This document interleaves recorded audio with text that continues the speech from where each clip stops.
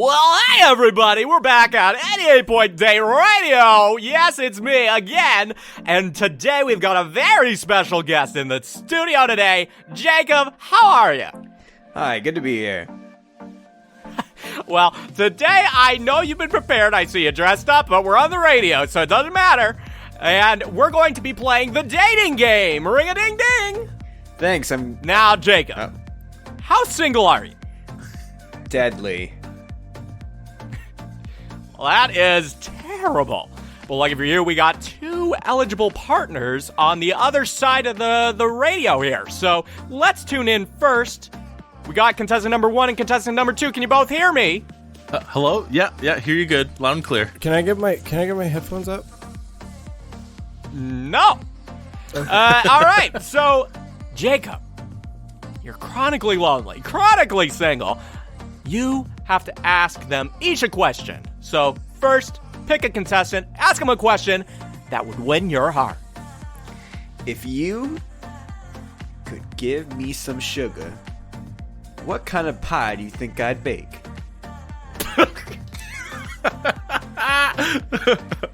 Who you asking? I thought it was caller 1, which is I thought Adam. Oh, cool. Well, Jake, I would make you the most delicious pecan pie because it is just full of sugar. It's so sweet and so delicious. My. How do you feel about that, Jacob? Well, that makes me feel like the Grinch at Christmas morning, making my heart grow 3 times bigger. That's my goal. That's what I always want to do for you. All right, ask another question, Jacob. Caller number 2. How many push-ups can you do after we have a little fun in the shower? You know, when you're all clean, but it's time to get dirty again. Well, in my experience, when you're showering with someone else, the shower's not for getting clean. I it's never for said that. getting dirty. I never said that. He never said that. Wait, I'm sorry. My headphones are still really low. I didn't quite hear the question. Can we try this out? What? How after we both shower, how many push-ups can you do? You see, I live in a swanky house with 2 showers right beside each other. Oh, okay. I think I heard it that time. My headphones are still really low. We can't fix that. So in the shower, I would shave off all of the hair, and so I would be so aerodynamic. But so I'd be able to at least do like 6, at least 7. And what are you gonna do about that clogged drain from your hair, bad boy? I'm gonna get a plunger and I'm gonna flush that thing right out. You know, flush it. I'm gonna plunge it right out. I'm gonna be right over top of there Okay, with well, that there's plunger. too much chemistry happening between contestant number 2 and you, Jacob. Well, let's check plunging. in. We're halfway through now. Jacob, how are you feeling? You've asked each of them a question. Where are you leaning right now? A little bit of column A, a little bit of column B. That is the 2 columns we have. Yeah.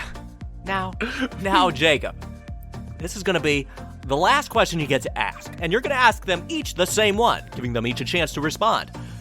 What is the last question you want to ask? And remember, after this, you're getting engaged.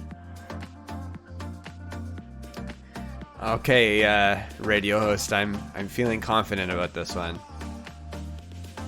You see a glass of water sitting on the table beside us. Is it mine or is it yours? It's definitely yours that I got for you before you even asked because I knew you were thirsty. And guess number 2? What would you say? Trick question. It's vodka. We're getting lit.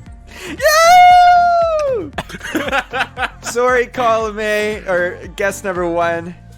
Originally, I thought we'd be at the Riviera, and we had just sat down, and so it would have been impossible for you to have ordered it for us. because we sat down at a table that was just used because it's so busy in this crazy place. But it's busy inside here, and we just snuck this table because it is actually a underground club, which is why Connor deserves this, because it is not water, it is vodka. No, I did my best. I just don't. I think you're making a Sorry, huge caller mistake. number one. No. Gonna have to pull the lever. Bye-bye. No, don't bite me.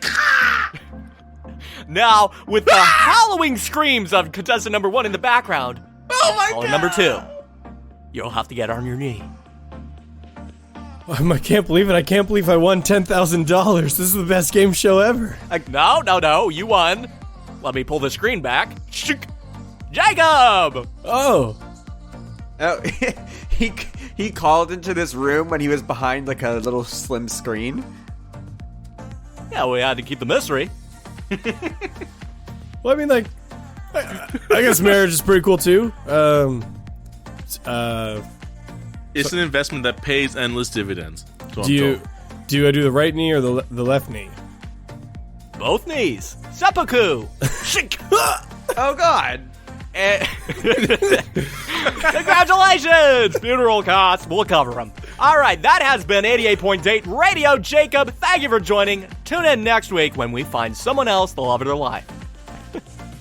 And scene. That's our show, everybody. I personally prefer the alternate ending where I live. You still don't win though for some reason. It's not canon. Well, that was something. The way Connor was talking about plunging his shower, my God. The answer was already so clear by that point. Yeah, but I don't want any hair up there. So you're gonna flush it out. It's like, what is going on? Yeah, I don't know how he flushed out hair that he plunged out from a shower drain. This is just all going a million different places. Look. Speaking of a million different places, that's basically our D&D show. And I am Dungeon Master Seth, also radio host, alongside Jacob. Hello, it's me, Jacob. Also plays Zippy Westboro in Cheaper by the Dungeon. And Adam, contestant number one. Hi, I'm Adam. You might be asking how I got here. Well, it's a long story. It all And started one Connor. day. Hi, I'm Connor. I play Apophis. Ka-chow! No, he doesn't. He wishes he could. I do wish. I wish so much that I could play Apophis. He wants to steal my NPC and kill Darian and everything. This But, does cause an existential question where what do you do when one NPC is more interesting and more entertaining than all the three player characters combined? Yeah, Seth completely undermined us with one character. I didn't know. Oh? What the heck? I choose contestant number 3. Myself, the mirror. Because if you don't love yourself, who else can you love? Exactly. We're so wholesome. But no, we're a Dungeons and Dragons podcast, obviously. And are you guys ready? Ready to go? I think so. The last little bit of last episode, everything was so dire. I think I'm on death's door. I think I am too, You are. actually. Let me recap it. So, last episode, trapped in a big ball of dirt, Darian went literally like Super Saiyan with Draken and was like JoJo on the ball, punching it, which kind of saved them. Norman and Zippy were nice and pretended it did. But they went to go save Apophis, who was fighting the Tarantula Hawk that was heading into the center of this castle, into Cool, and Apophis lost his arm. He was duking it out. The gang tried to save him, but then King Veal showed up, and he was a chimera, and he had 3 heads. One of the lion heads was already cut off earlier. He had a dragon head that was blowing fire. Darian freaking went ninja mode and sliced off all his heads. Norman grabbed the dragon fire from his throat in his demon hand.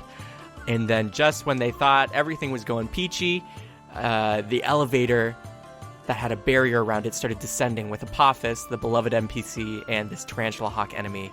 Zippy and Darian and Norman all at any cost would not let me kill this NPC, so they saved him.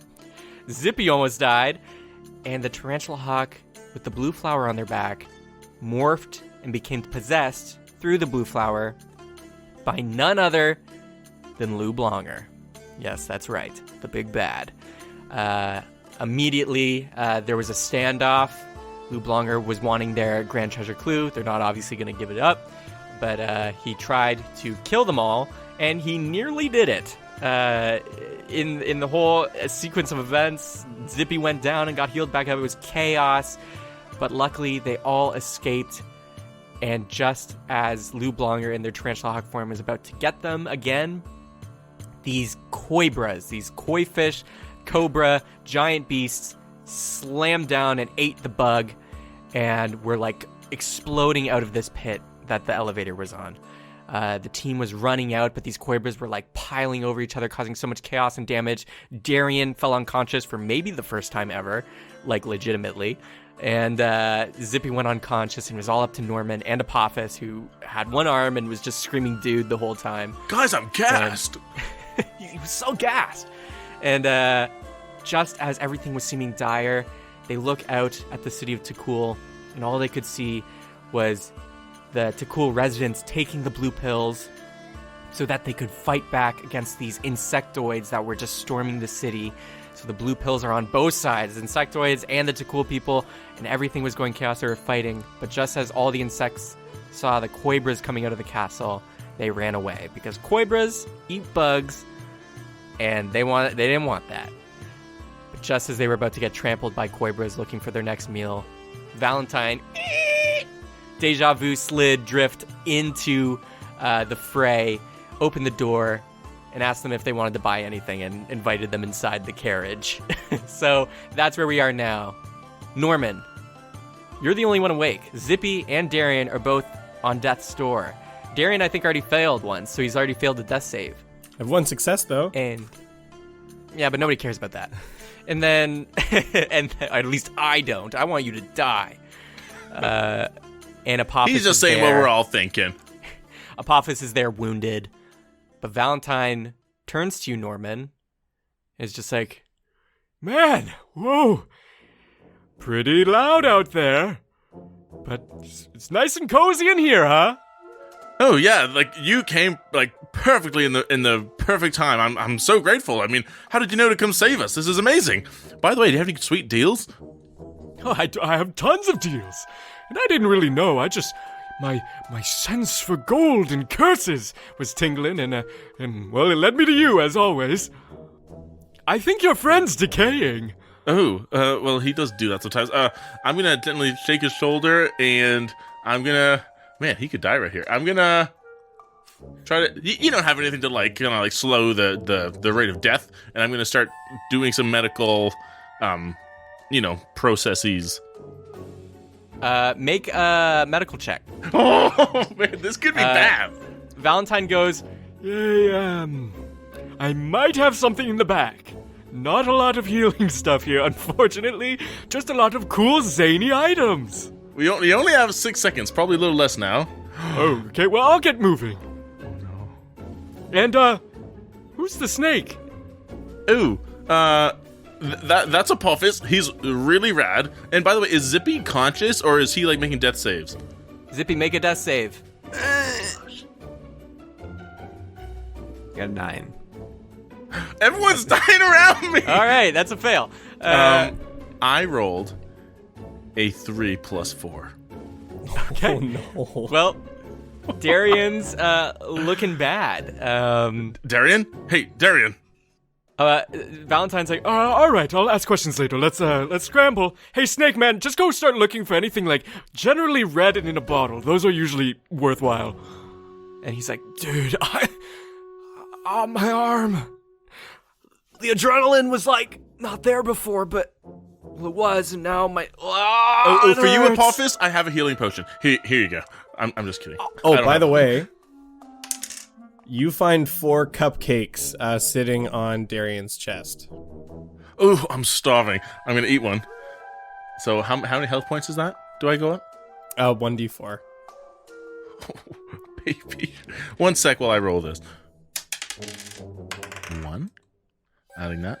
And I'm gonna take one of those and put it into Darian's mouth. Hey, Darian, come on.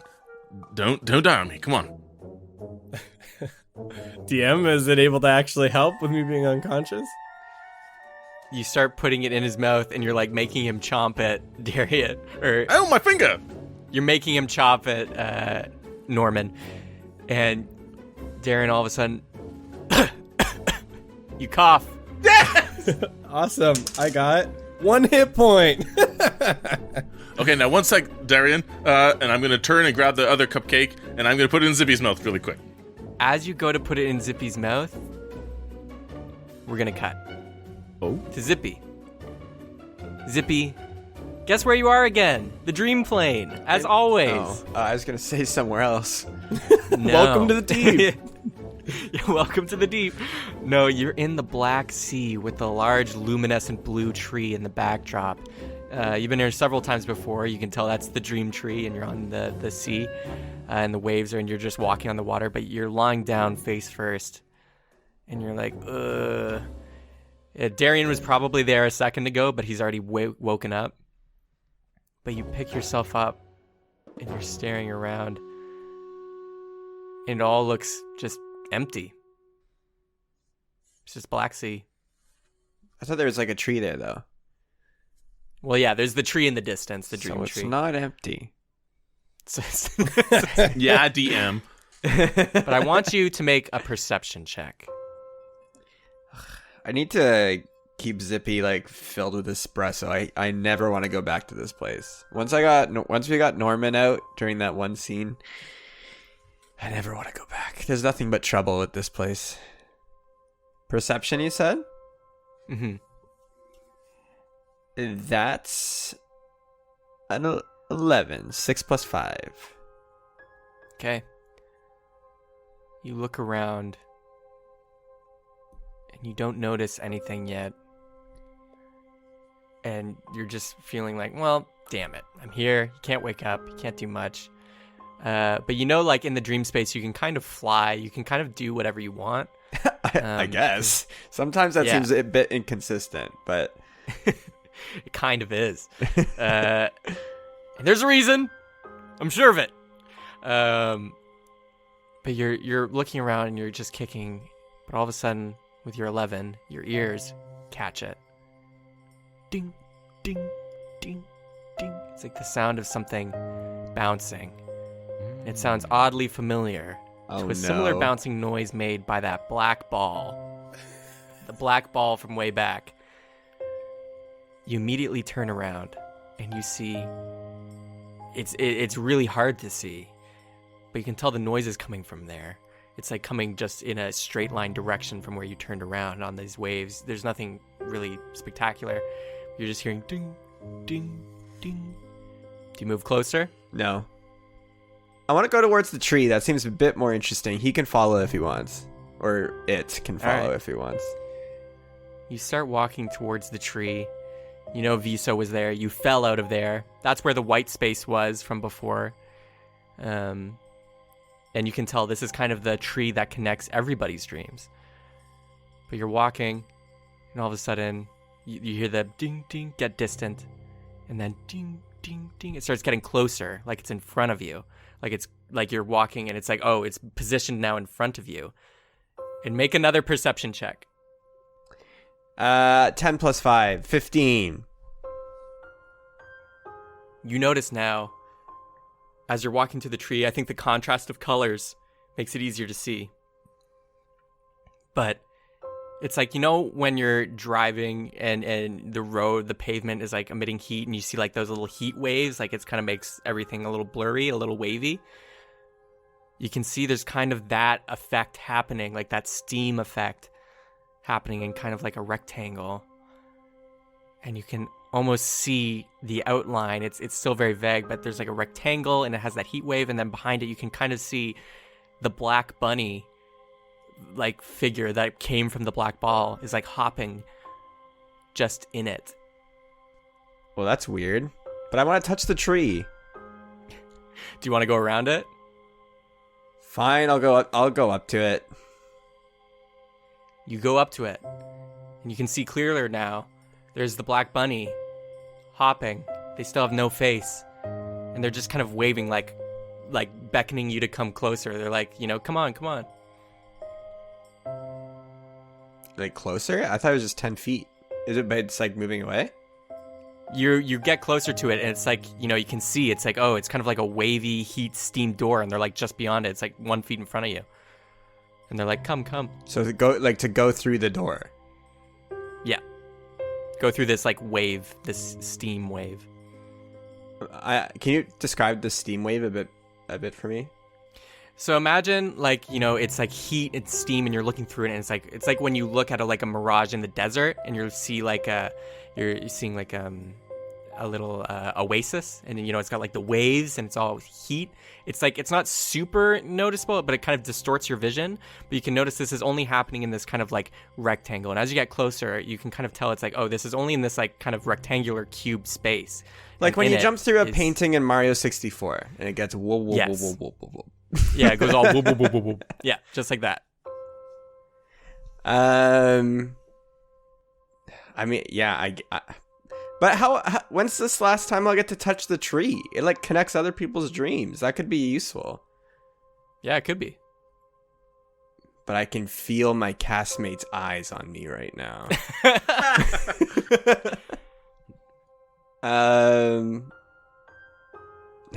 Whatever. You can still turn around. Nah, whatever. I'll go through it. This I need to figure out the mystery of this stupid thing. All right. You go through. I say stupid thing because he's never played by the rules. He always just does his own thing. Or it always does its own You thing. go through, and immediately the black ball like disappears, and you immediately see all your vision. Ooh, it feels weird, but oddly familiar. And then snap back to reality. Boom! Just as you were about to put the cupcake in Zippy's mouth, Darian, Zippy hidden paths, face step basically, and just slams into like a shelf of items in Valentine's store here, and just crashes into it. Bah! Ow! Zippy, you are immediately awake. You're immediately healed. You're actually, for this one, you're all the way back at full. What? Who Whoa. threw me across the room? What was that? I look at the cupcake. What's in these things? Now, I drop it. Can someone get me down? I'm stuck up here. Okay, once Apophis, do you mind helping with Zip? And I'm gonna go help Darian to his feet. Darren, you alright? You look like you can barely stand. Darian is currently starfished on the ground, chilling with his 1 hit point. You look so frail, kind of like usual. But like, I mean, you alright? Everything hurts. Here, eat a cupcake. Don't eat that one though. That one, yeah, eat this one. Oh, thanks. A ghost hamster really comes in handy. And I will, on the ground, start chowing down on the I think it's the last cupcake. And I think we're all wondering if it's vanilla or chocolate or what. It's the polka dotted like vanilla birthday cake one. The only way. Can someone help me? I'm stuck up here. I'm like tangled in like a web of different trinkets. Ooh, yeah. Here, Apophis, maybe give me a hand, because I only have one, and you only have one right now? I only have one, oh, dude! Hey, one hand high five. I'm not in the mood. Fair enough. Here's the just hop down, we'll catch you. I can't. My arms and legs are tangled. Okay, I try to untangle. I'm using Mage Hand to kind of help me. Ooh, this tickles. You start untangling, and you bring Zippy to your feet. Zippy, you feel incredibly well rested. And for gameplay purposes, you have unlocked a new ability. After awakening your hidden paths by, channeling Darian and using this Circle of Dreams ability and like face stepping, you now have a new ability called Instant Rest. There's short rest, there's long rest, and there's instant rest. You have slowly started to become more in tune with dreams and dream worlds and sleeping things. And now, if you ever go down again, you can basically do a self-res and heal for a short rest amount. This time it went all the way up, but for gameplay purposes, every time now, you can short rest. It only works once per day, so it's not like you always can escape death, but it should be pretty useful. And you can also use it on your friends if you choose. Bow down, mortals. It's like the half-work, like relentless endurance on steroids. It's like that one like medical condition where people just like fall asleep like standing up, like Narcolepsy? What's that called? Yeah. It's like I'm just like fall down like a plank of wood. Like, I'm sleeping now. Shoo-boo. so if I use it right now, I can go back into the dream world. No, essentially, like, short rests aren't necessarily dreaming or anything. Are you sleeping? It's just, resting. You can use it if you're awake, but again, it's once per day right now. But the benefit is that you can use it even when you've gone unconscious from losing hit points, which is kind of good. Quick point of order here. Quick question. So on a short rest, you get to use hit dice to regain health. Does that mean he can use as many hit dice as he would want to regain health? Yes. That's basically a full heal anyway. Holy. Fair enough, man. He's a druid. I mean, you can't say I haven't earned it. All right. Even though every time I go to the dream world, I'm like, this place sucks. You've literally done nothing in the dream world. Except's been only but a nice, benevolent dungeon master. Yes, I'm too nice. But you know what's nicer? Magic items. Valentine comes back in the room, and he's like, Oh, well, I found something that could cure you of any warts if you cry on it. And then pour it on. I got it from the void chest. I was pulling things like random. I thought I might get a healing thing. I'm sorry, guys. I do not have any heals in here. Valentine, it's only because of you that we're alive at all. I mean, I was actually doing okay. But the other guys, like, they were knocked flat out. It was me and Apophis against the Coibra world. So if you hadn't been here, we'd all be toast anyway. I appreciate it. Now, to first order of business, items. What do you all want to buy? I fell into some of your trinkets over there. Is that like a break and buy situation? Yes, unfortunately. But, Oh, they're not broken. They just have fur on them. I'll get my assistant to clean these later. But anyways... Assistant? Yes, I have an assistant. How do you think I keep up this shop? Well, bring them out. Well, they're not here. They go out and get items for me and then bring them back and clean. I don't do much. I got the CEO chair, taking all the benefits. Darian, since you're barely scraping by, do you want to go first? Wait, dude. Yes, Apophis. My arm is off. I'm bleeding. And Kingville is dead. Yes, listen, Apophis, that is a tragedy. You may have missed it. He actually was a total douche. He was a chimera, not even a real beast, like belonging to the beast city. I saw he trapped me. Wait, Apophis, come here for a second. And I'm gonna slowly get to my feet. I wanna take his arm, try and hold it on to where it was cut off, and then I'm gonna use Cure Wounds at level 3. Okay, so you go over to Apophis and you're trying to reattach the arm and heal it, but that's not how healing works, so you cannot do that. But you can, basically where it's separated at the shoulder, there's the separation wound of having your arm cut off. You can go over there and basically heal it over, kind of cauterize it, or just, smooth it over so it's scabbing and not profusely bleeding. But no, you cannot reattach the arm. He gets 14 hit points back. That's pretty tasty. But it doesn't heal my heart. Listen. Yeah, but at least you won't die. The pain in your heart, sometimes that only heals with time. And with good company. Look around you, you're with us now, and I think it may be prudent to leave to cool for a time. Let the dust settle here, because it's literally under a rampage. You're welcome to come with us for now if you'd like. I mean, you did fight to keep us alive as well. But guys, I don't think any of you understand me. my idol, the person I looked up most in the world, turned out to be a total dingus. Like a real butt. Maybe this is a wake-up call you need, because now it's time to be your own idol. I think there comes a time in life where, yes, we have mentors and such, but it's time to look from within, and we've already started that journey by you even, not taking that pill we were gonna take earlier, and you're already going down the path of self-reliance. I was relying on him and what he stood for, and how freaking slick the lion's mane was. Yeah, but clearly I worked anything. so hard every day. I trained every day to meet the dude. Really meet him. Well, you're better off without him. First off, worth noting, he literally tried to kill all of us.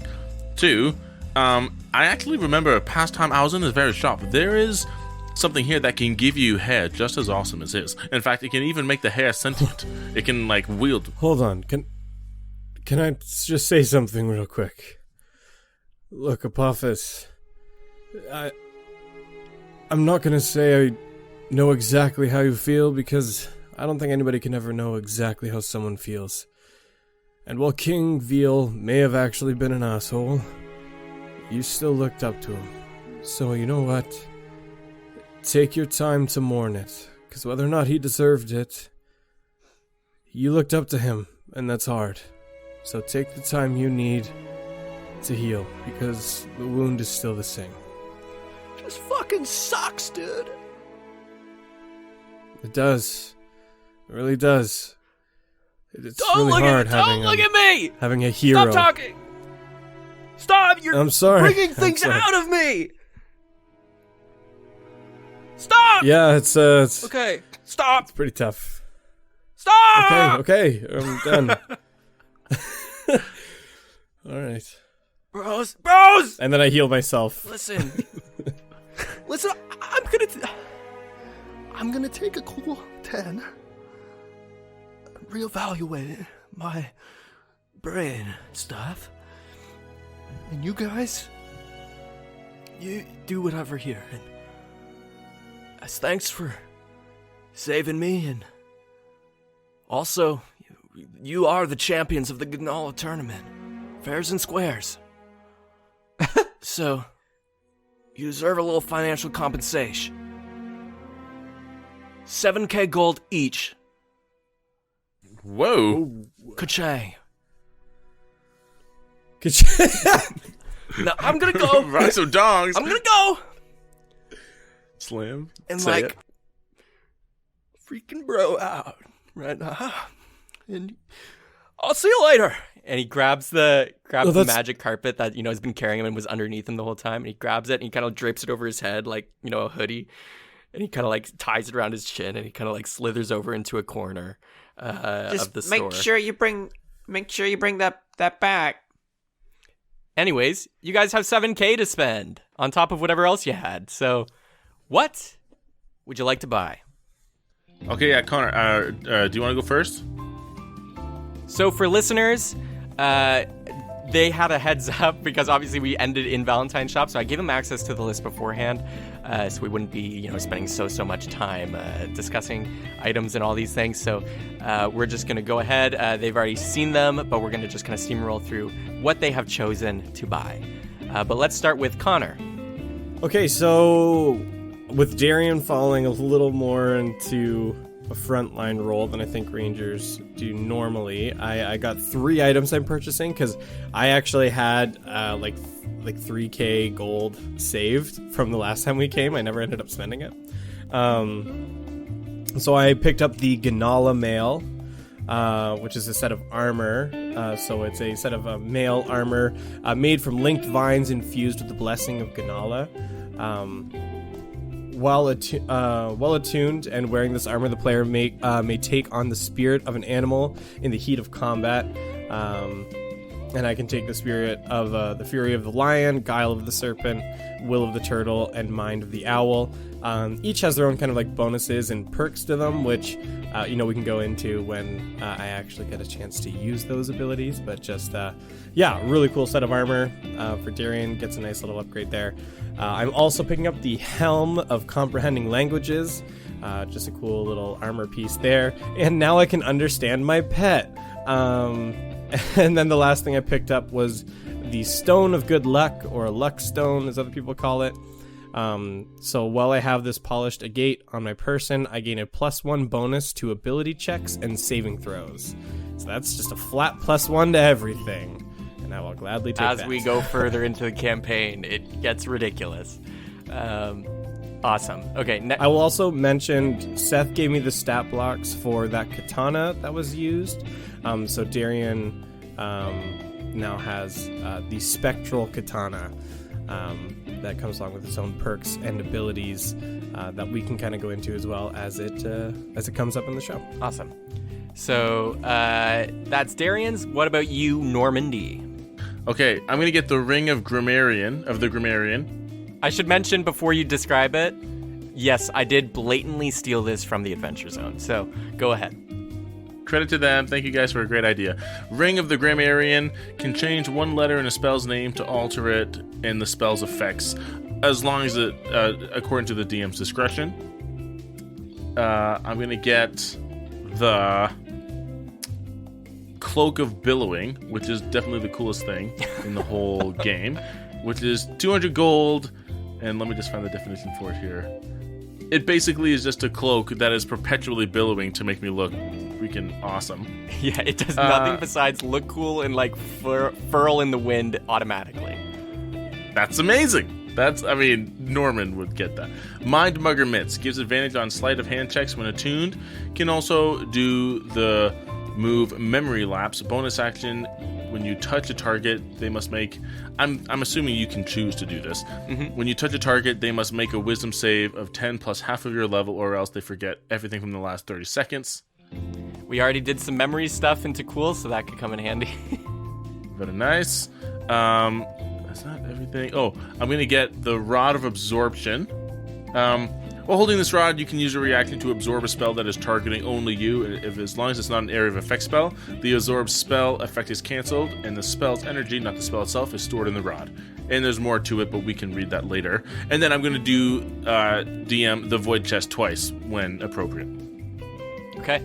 We'll get to the Void Chest at the end. I thought maybe this time nobody would do it, but you always got to get one. I have to. It saved my life once. You know what? I would like to do one pull. Okay, all right. Zippy, what'd you get? It's already around my neck because it's I got tangled in the little mess up above, and now I feel like I own this and I have to buy it, but the price tag is quite large. I'm interested in buying the Protector's pocket watch. This watch can freeze time, turning everything black and white. Every 6 seconds the watch is active, it uses 1 charge. The watch has 3 charges.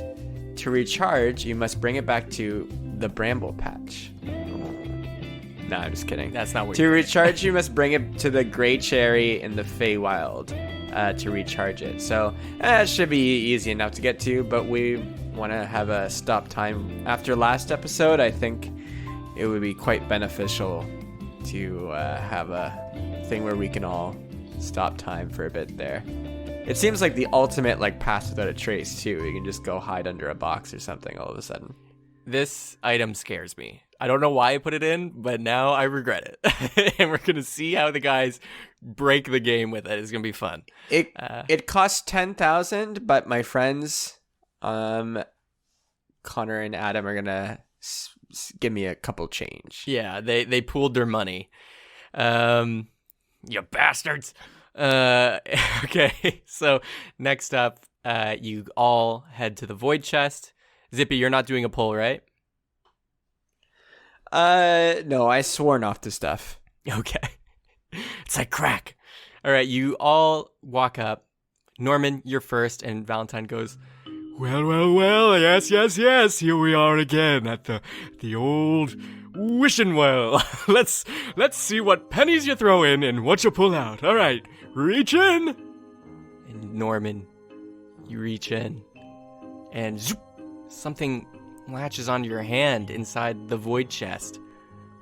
And you pull it out of the void, and oh, it's kind of smooth. It's kind of silky. Oh, what is this? What a good find! That is an adorable shawl that tells you what food would improve the mood of the person you're looking at whenever you smile. Perfect. A shawl. What color's the shawl? For you, pink. Hey, perfect. Nice color scheme. Ooh, I love it. It's a nice silky feel to it. All right, reach in again. Okay. Okay. What the?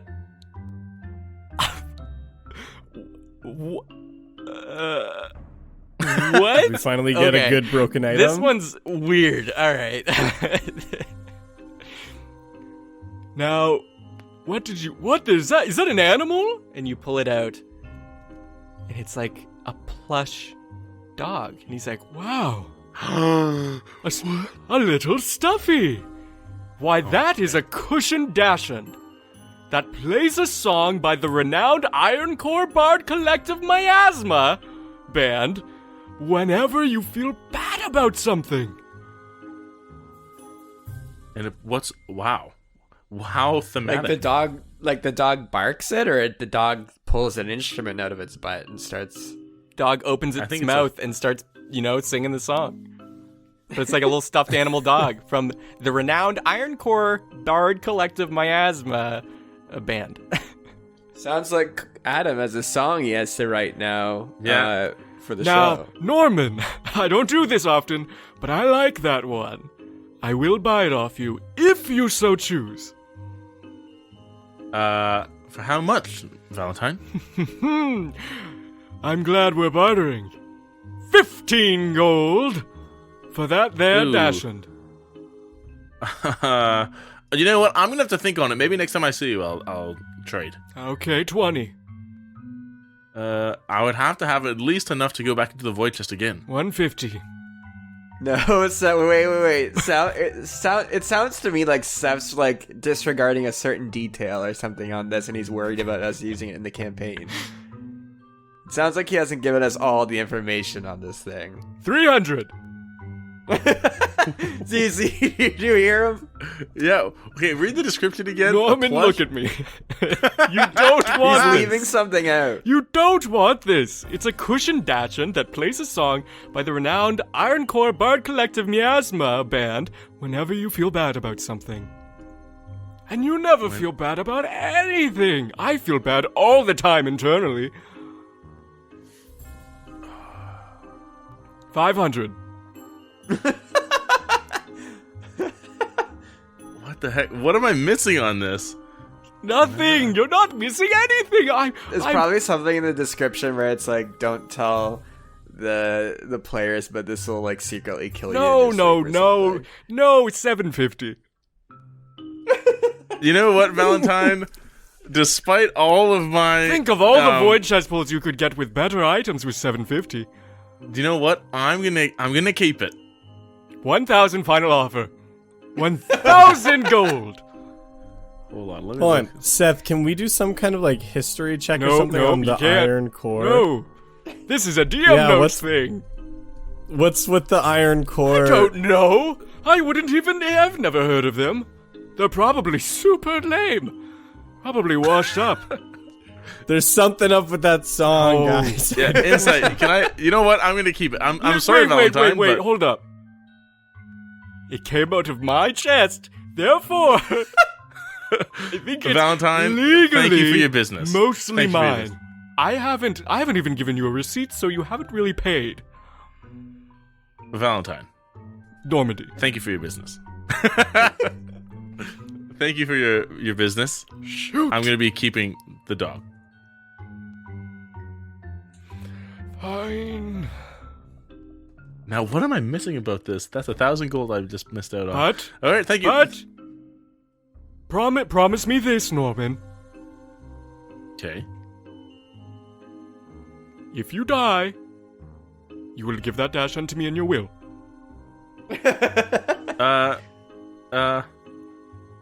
will think on it. Have you thought?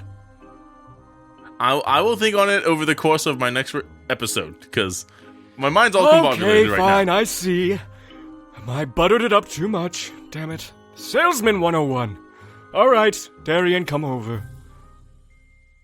I will just say, just before Darian does his thing, as soon as I hold on to it, it starts to hum, like it's about to start playing, and I put it in my bag. Oh, you're a little sad? Don't worry, it must be defective. Darian, you're up. We could probably keep this going. Sure. Yeah, let's give it one pull. I'm gonna whisper to Zippy. Wow, he didn't even use that capitalize on that moment to kind of find out more about what's really going on inside me, like you tried to. I appreciate that. I know. It's like he's just focused on pulling his pull. Do you really want to hash this out in front of Valentine? I mean, we can if you really want to. You know what? Now you're eavesdropping. Thanks a lot, Darian. Go back to what you're doing. You couldn't even heard that. Why not? Says lizard ears. I'm just kidding. Sorry. All right, let's see what you pulled. Darian, you reached in. Oh, another silky number. Lots of silk today. But what is this? After close inspection with my eyes, I can see that this is, in fact, a sweet-ass flowy blouse of resisting discomfort that inverts your digestive system, causing anything that is inedible to become edible and vice versa whenever dragons are near. Wait. Yes, that's right. You can eat a rock if you want, but only when you're near a dragon and wearing this sweet-ass flowy blouse. It's also pink. It's also big. Now, Darian, I'm gonna be honest. I don't want this one. Are you sure? Positive. However, I will allow you to trade that with Norman, and then I will give you the 1,000 gold for his dash hunt. That's just business. That's his item. I can't speak for him on what he'd like to do. So unfortunately, I guess I'll have to pass on that deal. Okay. All right, everybody done shopping? What the? Wow, I've never seen you so quick to try and get rid of us. Yeah, well, if I was holding the dash hunt, it would be playing a sick tune right now with my sad emotions. So, Oh. I'm so sorry. You're so sad. who am I? There's gonna be Anyways. there's gonna be like a future. Nope. There's gonna be like a future scene Definitely where not. Stop talking. Okay, are we all done shopping? Yeah. Yeah. Apophis. Wait, before you get that glum chum, I do have something I want to discuss with you all. Something I've been doing since our last visit together. I've been doing research. You heard of it? It's when you investigate things. You don't seem impressed. Yeah, I just figured with your CEO position that you wouldn't actually do that. You'd get Yes, your yes. Well, assistant then maybe to that's do why he has the assistant, so that he can do this research.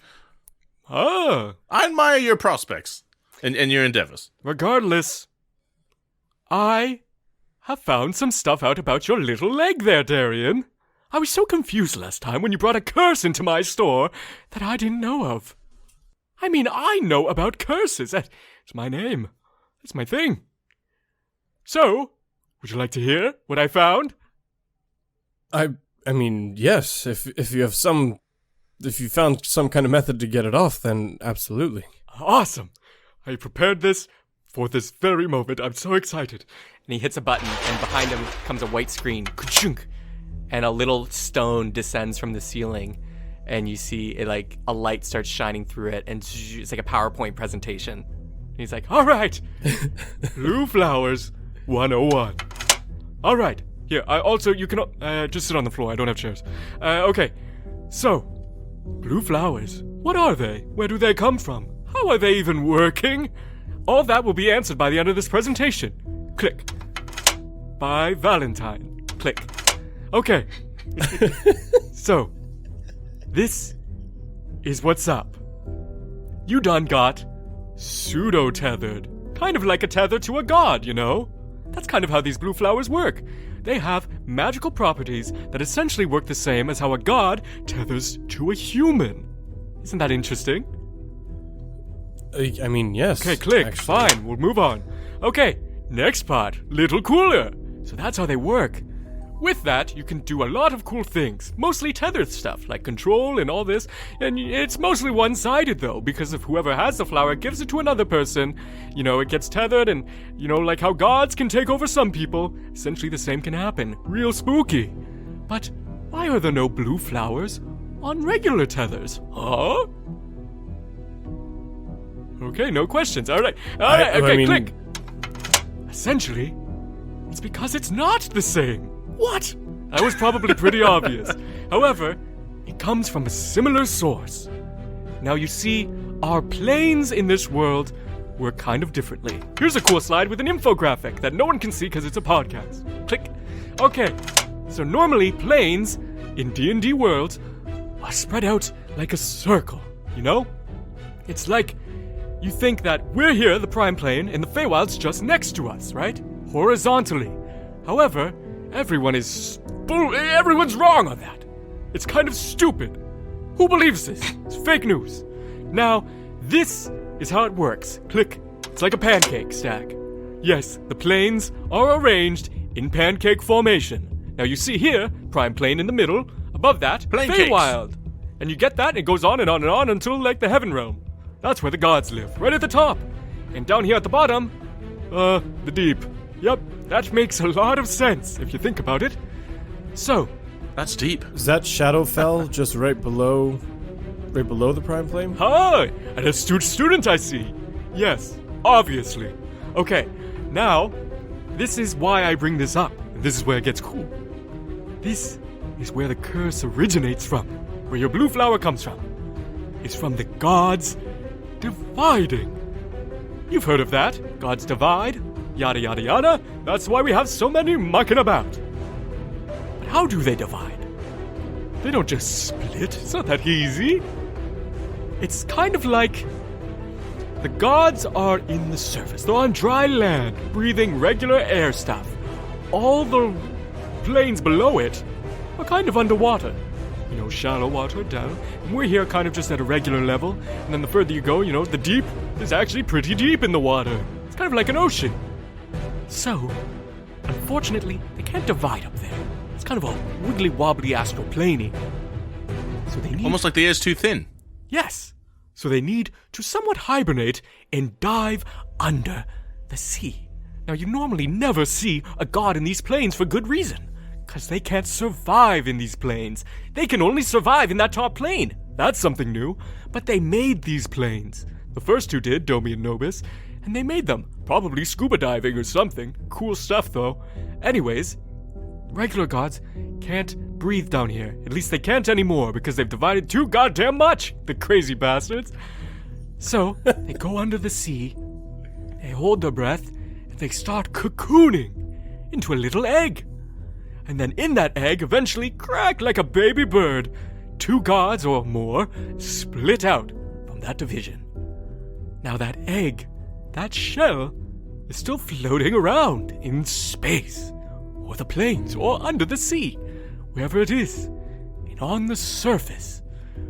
Moments after, for about a week, I'd say, from my studies, there will be something that blooms.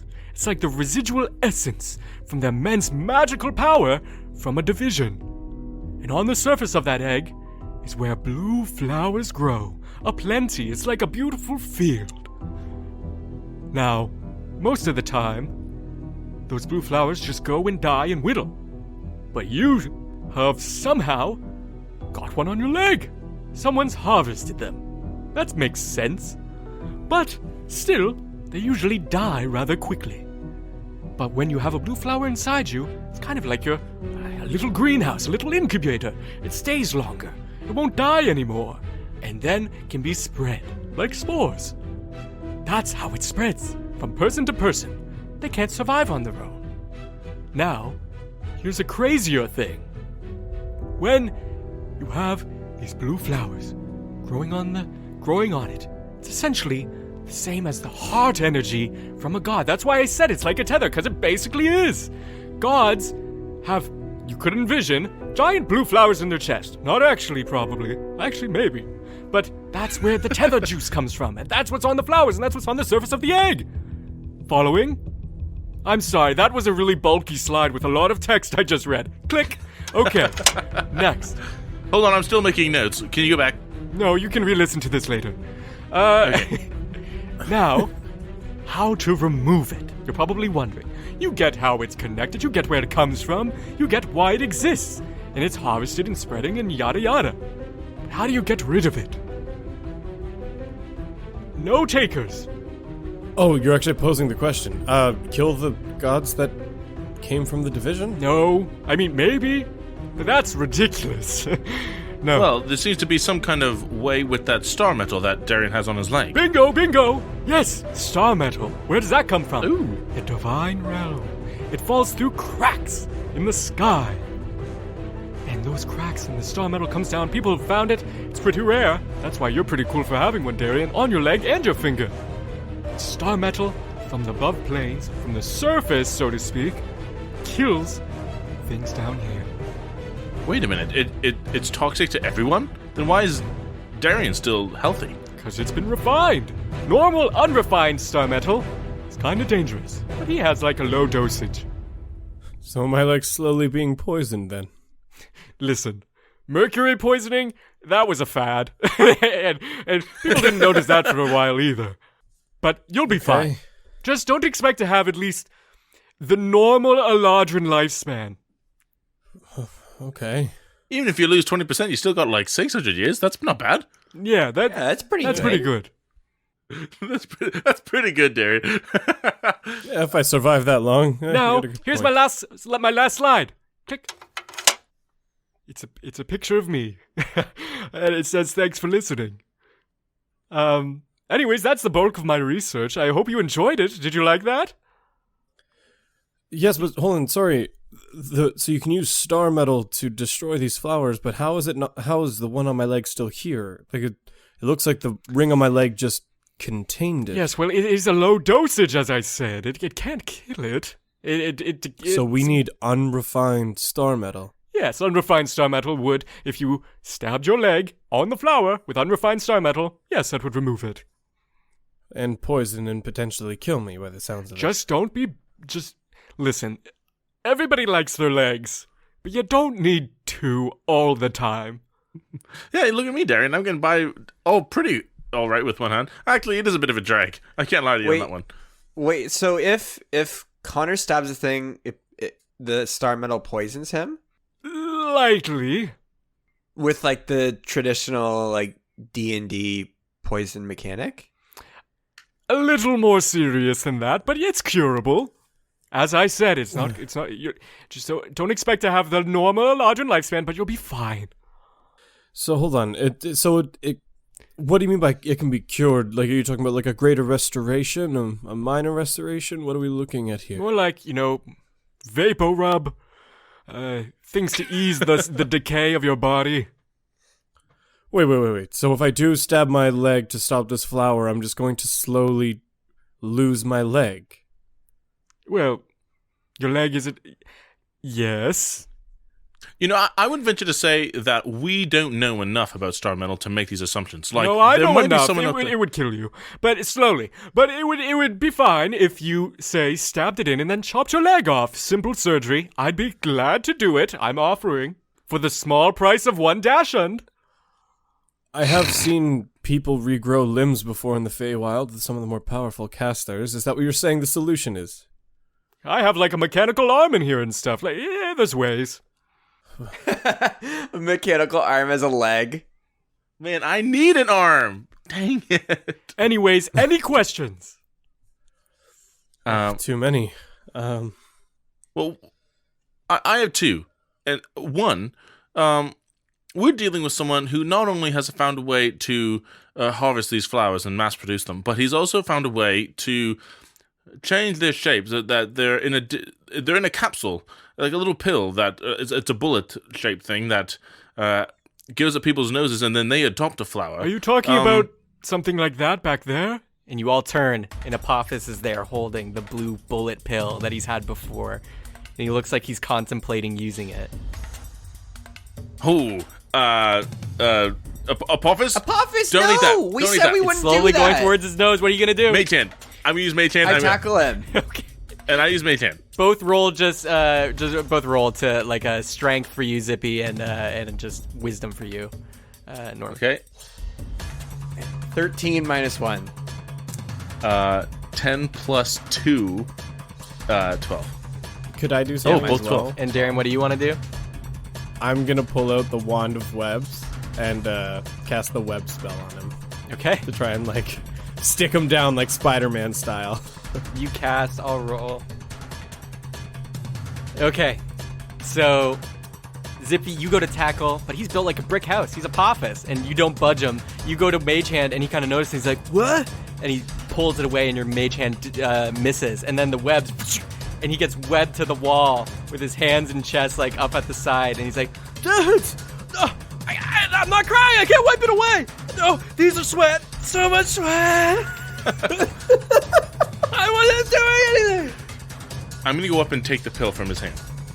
You take it out. Apophis, we said we wouldn't do that. We wouldn't use it. Dire moments, man. And I'm gonna put it in my pocket. Wait. Norman, can I see that? I mean, I guess we don't have any use for it. But you're not gonna eat it, right? You know how bad this is for you. No, I won't eat it. and he starts taking out of his blue bathrobe. He starts putting on these white gloves, and he's like, "All right, give it here." All right, I hand it over. And you take it. He looks with his eye, and you can see his pupils kind of rotate. His eyes kind of rotate like and dilate. It's kind of weird. He's like, Yeah. You know what I'm gonna have to do with this, guys? More research? Yes, say it with me. Research. Research. Yeah. Nice. Research. That's not. It's more exciting at the end with the PowerPoint. All right. Well, if you don't mind, I would like to take this and study it. And next time we meet, I'll probably have some info on it. You can take it if you drive us to where we need to go. Ooh, to Randy's place. That'd be so helpful. Do I look like a transportation service? Sometimes. You're right. All right, boys. Buckle in. No, Darian's gonna step over to Norman. Norman, you kind of made some jokes earlier about it, but I just thought I would actually ask. Your arm, I know it hasn't quite been 100% since your accident there, and I was wondering if you'd want a new one. Oh. Well, I'm gonna... You know, it's usually kept in a sling, but that sling has probably come undone in all the fighting and everything we've been doing. I'm gonna hold the weight of it and cradle it against my chest and look at it. Wow. And, I'm gonna say... I'd be lying if I said I wasn't afraid of a life with only one hand. I mean, my whole life, it's my music that has given me an edge. But Of course. I couldn't, but I'll be fine with one. Well, I know you'll be fine, but we're a team, and I want to make sure that all of us are up to par here. And I've noticed in Valentine's shop here that he has a spare arm, oddly enough, but it seems to have a couple perks along with it. You know, kind of seeing what happened with Apophis there, I think we could get the new one attached to you if that's what you want. It's Seth, this arm, it's like it's organic.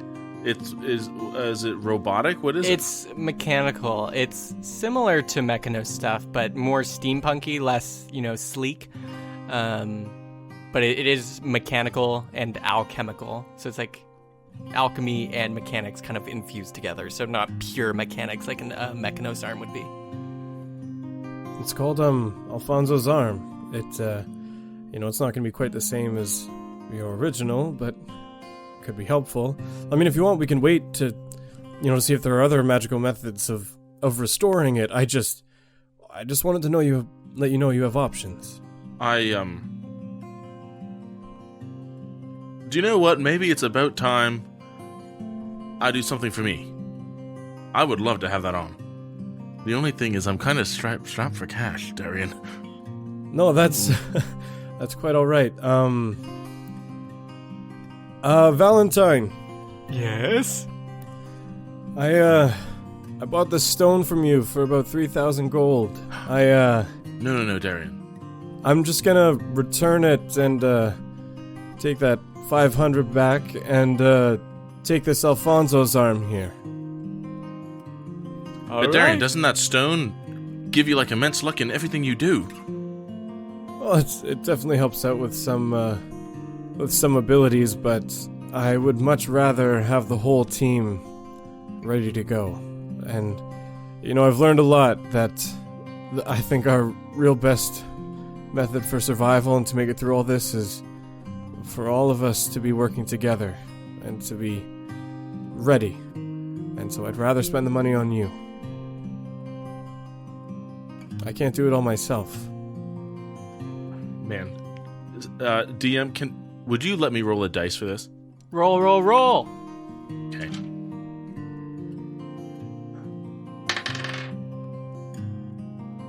Darian, it doesn't come easy to me being in someone's debt. But It's not a debt. It's a gift. Well, you say what you want, but I owe you. Thank you. And you get the arm. And I'm not going to put it on yet. you can tell in the corner, Apophis is a little jealous. If I notice Apophis doing that, I'm just going to very intentionally not look his way. Oh, well, it's probably not super nice having another hand back. It's probably, it probably really shortchanges the development of my character and everything. I mean, it has all these cool features. I mean, but who really, I'm being a shallow character, undeveloped, Guys, I think we're almost back at Randy's. You got that fire ready? Did you look out the door? No peeking. And yes, you are pulling up back to Randy's cave. And that's where we're going to take a break.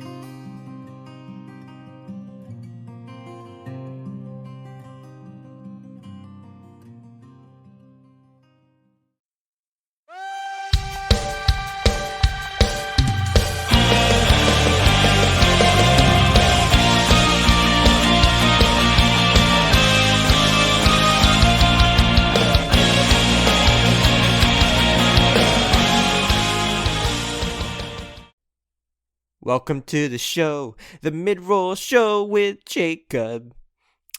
That's gonna be my new thing, I think.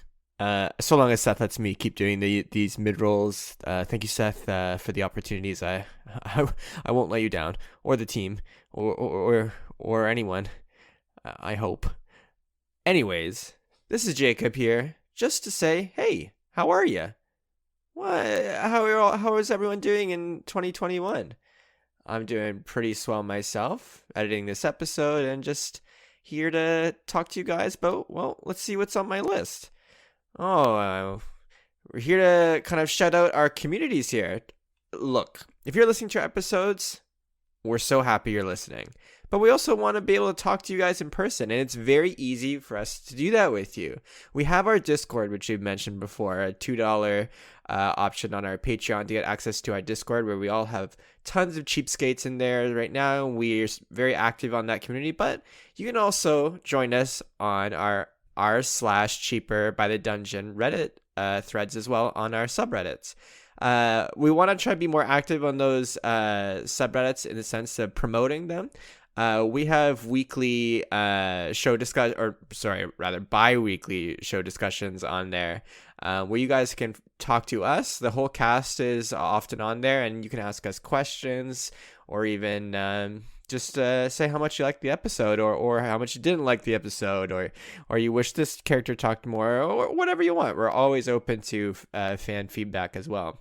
Now, you know our Twitter and our Instagram and Facebook as well. Those are where you can get our direct news and everything. But again, feel free to kind of reach out to us in either DMs on there or messages. We just want to make 2021 the year where we just interact with fans as much as we can. So yeah, check us out on all those ways. If there's a way to contact us, I'm sure we would love to hear from you. Next on the mid-roll, we are here to shout out another podcast, the Backwater Bastards, an amazing group of podcasters, D&D podcasters as well. Well, they use like a modified D&D formula there, but I have a little promo of theirs to show to you guys, so have a listen. Hey there, I'm Dungeon Master Dick, and I've got a group of players with me here traveling through space. My name is Cleo DeCap, and I'm here to blow it up, show it up, and then eat it up. There's silence, Bear. There's pride in your work, and then there's arrogance. The name is Herodotus, Arthurian Mendelroth III. It's your service. Pardon her, she was raised in the wild. I may be a bear, but I weren't raised by one. But she's a damn crafty one with some explosives. You might say she's a TNT with the dynamite. Ah, yes, you two are at it again. Well, if anyone needs anything cut up or any hearts or brains removed, remember, Dr. Z. Here's my card. Yes, and you've already had yours removed, have you? Yes. Yeah, I got him in my bucket.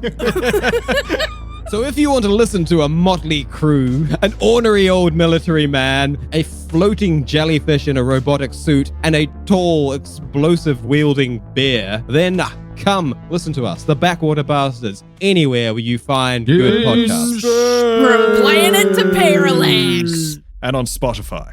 What's that?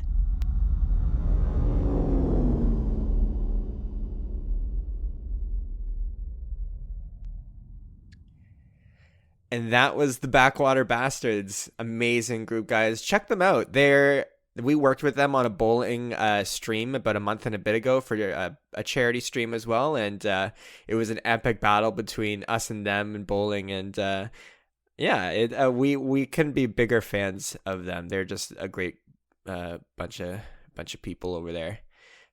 Also want to shout out our top tier Patreon supporter, Randy. Thank you so much for supporting our show.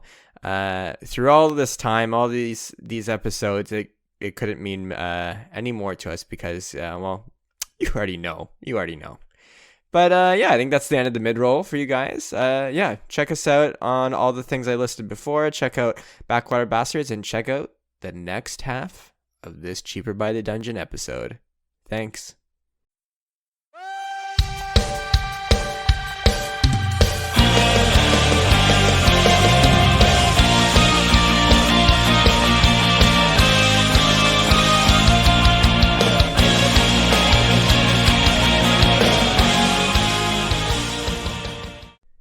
And we're back. And yes, indeed, they have arrived back at the riverbed right outside the cliff face that has the cave entrance in the side. And the door swings open. You all get off. Apophis is getting off as well with his arm underneath his regular arm. And he has webs on his chest. And he's like, I can't even, get these off without two arms. I'm sorry. I'll help you out with that. And I'll, start, I'll dispel the spell. So it all disappears. He's like, oh, sick. And Valentine just goes, All right, leave this bullet pill with me, and I'll research it, and I'll have maybe we'll have fireworks for the next presentation. Something big, something bold. I love pyrotechnics. I'll get my assistant on it. Well, thanks All right. for your help, and make sure you bring the assistant next time. I'll try. They're never showing up. They're always late. All right, bye. Toodles! The door closes, and it trails off.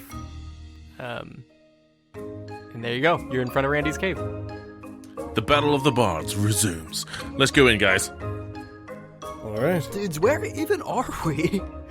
We're a little bit outside of Takul. If you go over there, you're going to see a bunch of what are they called? Chumas? No, what are they called? Chewingas? Yeah, those things. Nailed it perfectly. There's a whole bunch of them over there. Some people have a hard time, man. People who have a hard time, and I met some, always like the worst. Yeah, I don't know who that would be. It's a very, very easy name to say, of course.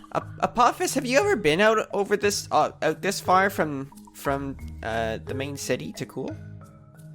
I mean, normally I go kind of like east from Takul, where the python tree is, where I kind of jam. Where my pad is. Maybe I should get back there. Yeah, I don't know what. Yeah, I haven't been this far. This way, at least. Oh, well, you haven't seen the world. Now's a good time. This is a good friend of ours. He is similar to a snake in the fact that he's a reptile, but he's actually a massive dragonborn trying to become a dragon. He's in a bit of a change. And he's huge. You know, he's totally massive. But how big we talking? He's like at least 30 feet tall. Yeah, well, I gotta see this. Leave aside, bros. I gotta see. Cool, yeah. Let's go.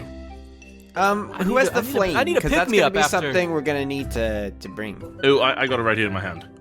You make sure not to leave it in the cart, right? Oh crap. Time to track him down. I knew I forgot something. Just kidding, I got it right here. Perfect. All right. I need this pick-me-up after my loss. You know? Yes. I need to see something freaking stupid big. Oh, you will. You know, I can sense it's over this way. And they point and they slither and slither. And yes, indeed, you all enter into Randy's cave. And you can see a giant green-scaled dragonborn just packing things into his backpack. And you can see he's actually wearing, like, before he was wearing basically just an apron and naked. But now he's wearing, like, this full armor, these big bolstering, like, shoulder plates, these, like, actual trousers, this red, puffy kind of tunic shirt, and it has domino, like, faces on it, like a 2, a 5, you know, like, regular dominoes, and it's all over the front.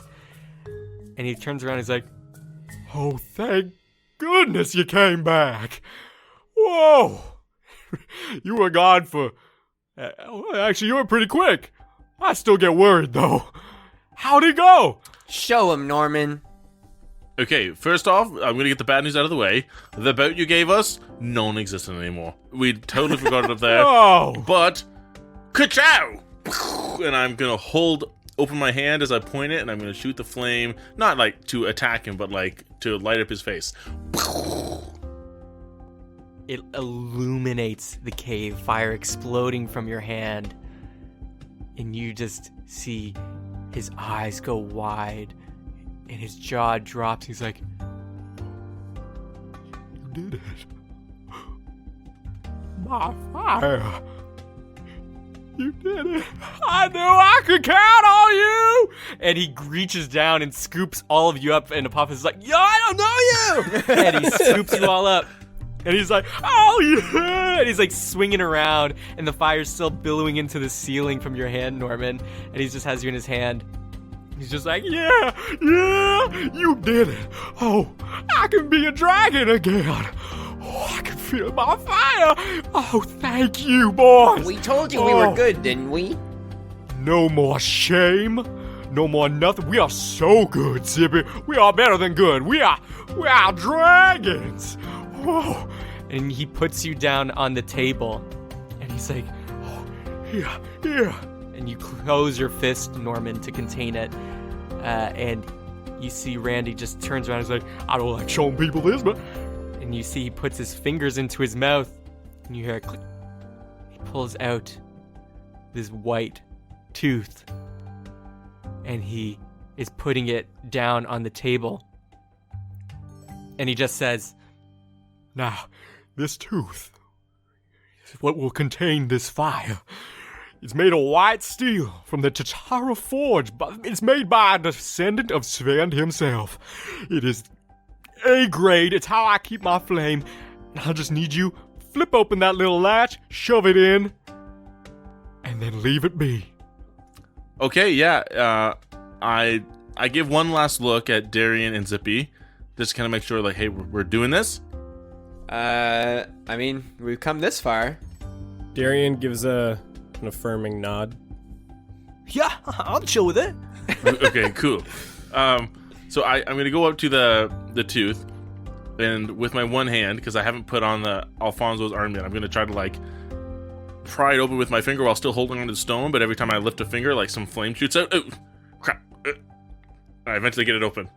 Upon closer inspection, you can see it's kind of a large latch that opens on the front face of the tooth. And there's little gears that kind of lock it in place nicely.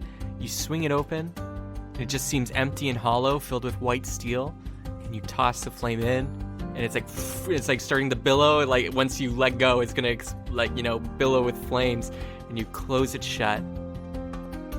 And Randy picks it up. He's like, finally, here we go. Toasty in my mouth. Yeah, that's right. Oh, yeah. Wait.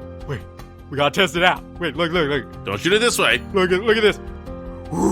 And you see he breathes fire out of the tooth, and it looks like he's a real dragon breathing fire. And it goes into the ceiling. He's like, oh yeah! Oh, this is better than I imagined. Oh, this warmth. I've been waiting so long. I've been in here for like 50 years waiting for someone to help me. No more embarrassment. It's time for Randy Domino to make a comeback. With the Randy Domino squad, which you all are a part of. And you, I guess, I don't know who you are. But anyways, this is amazing. Thank you,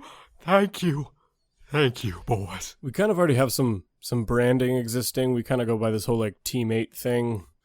So like if we're gonna change that now, because we're gonna travel the world like a band. We're gonna sing songs. We're gonna feel the fire now. Now sing it with me. And you hear instruments come out from his like shirt. He starts pulling out his pockets. He has little instruments and like cymbals and guitar, and he tosses one, like just little instruments that are your size. And he tosses them on the table. He's like, pick them up. We are now a band. Oh, we are a team. Let's sing.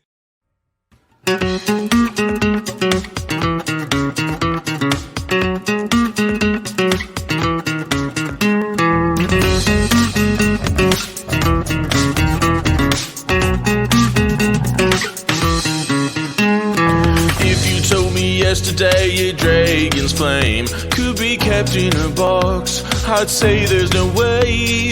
But if you said a dragonborn could take us to the moon, I'd say, hell yeah, okay, you're perfect for a crew.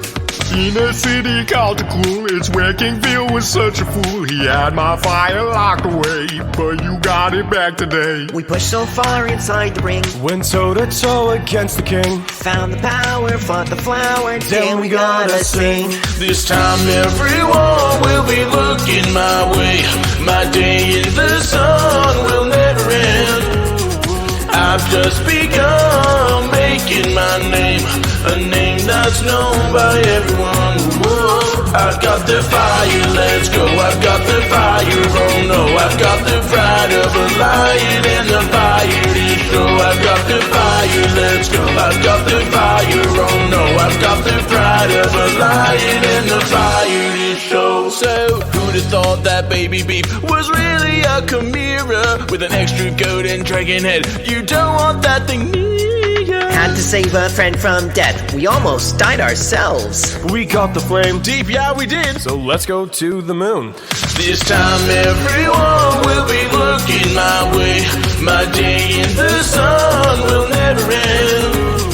I've just begun making my name, a name that's known by everyone. Whoa. I've got the fire, let's go. I've got the fire, oh no. I've got the pride of a lion and the fire to show. I've got the fire, let's go. I've got the fire, oh no. I've got the pride of a lion and the fire to show.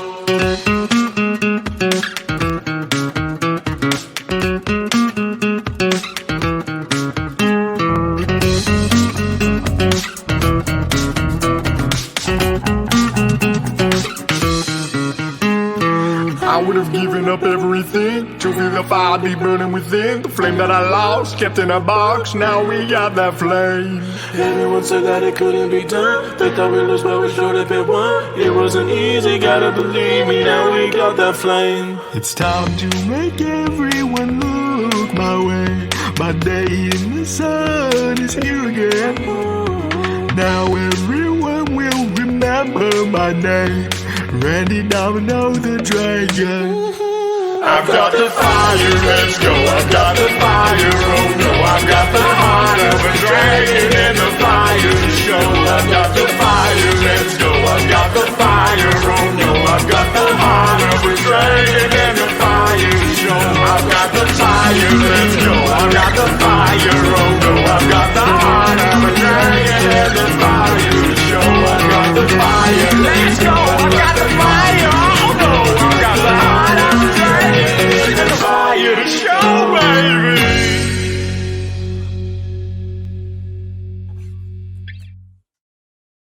Yeah, baby! Oh, yeah. Oh, those harmonies. This is why you are on Team Randy. Ooh, You know, I really am not feeling good about that. It's really got to be a teammate, Randy. I mean, What the heck was that? Why didn't I get any lines? I can sing. oh, you doing a couple ka-chows. I didn't even do one. Oh, you will. Oh, here, drop What's the percussion that was just going like? drop some bars for us. Let's hear some. All right. Yo. wait. That's Patreon exclusive. All right, so Oh, that's amazing. let's I couldn't help. Hey, now, boys, whew, now that you got my fire back, I am ready to help. Let's go get some grand treasures right now. But there's a problem. What's the problem? We gotta go. We gotta go to the moon, right? Yes. Yeah, you made it seem like that was easy. It is. Normally it is. But as with everything, you need something to get somewhere to get something done. So, basically, if you don't mind, we're gonna have to go on a little side quest. Who knows how many episodes that'll take. Yeah, we'll get, the glass, because basically, how you get to the moon is you go to the moon island. Specifically, that's the best place for it right now. You stand on, you ever heard of gazers? Like people with these cloths over their eyes? Yes. They're pretty common in the Feywild. Oh, yes. Yes, unfortunately. The Red Bandit. So, Love that guy. you stand on one of these sigils, a gazer's sigil, and when you stand on one, if you look through a telescope with the gazer's glass on the end and you point it at another sigil, zoop, you'll teleport no matter the distance. Ooh, okay. Where were we supposed to get a gazer's glass, though? Exactly. It's gonna be tough. Usually back in the day when I was running around Wesnia, Hold it on. was all good because Hold on. Hold on. Darian, hold on. I think I have one. Don't we? Is DM, did I not get a telescope lens in the chasms, the breathing, no, not the breathing chasms, but the place where the air elementals got lost and all the water geysers were shooting, and then we went to that place and it was like an ancient observatory. Where we found Draken. Yeah. Yeah. Now, Norman. What a good little memory you have. Yes, indeed. Whoever doesn't remember, basically in Season 2, Episode 3, I believe, when they were getting their air elementals for their airship, after crashing into this geyser land, they went through some magic water caves. What a mess that was. At the end, that's where they picked up Draken. They learned it was kind of Wesnia ruins. So sick. This old civilization. And they did find, in a tower, a little box, after a perception check, with a rusted lens with a broken glass in it. And you kept the box this whole time. I did. I pull it out. Guys, this is Westian.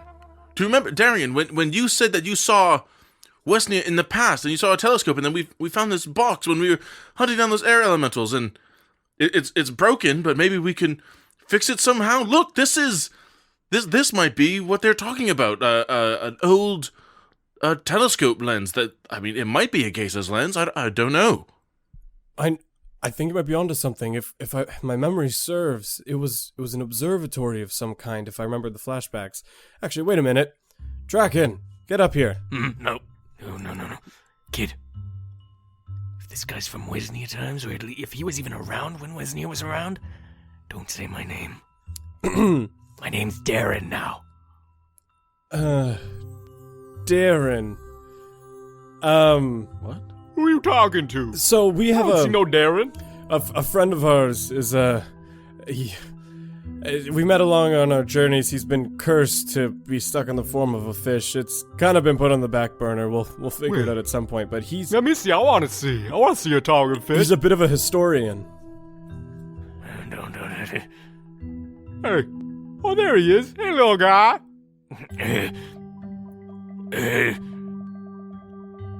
Hello, my name's Darren.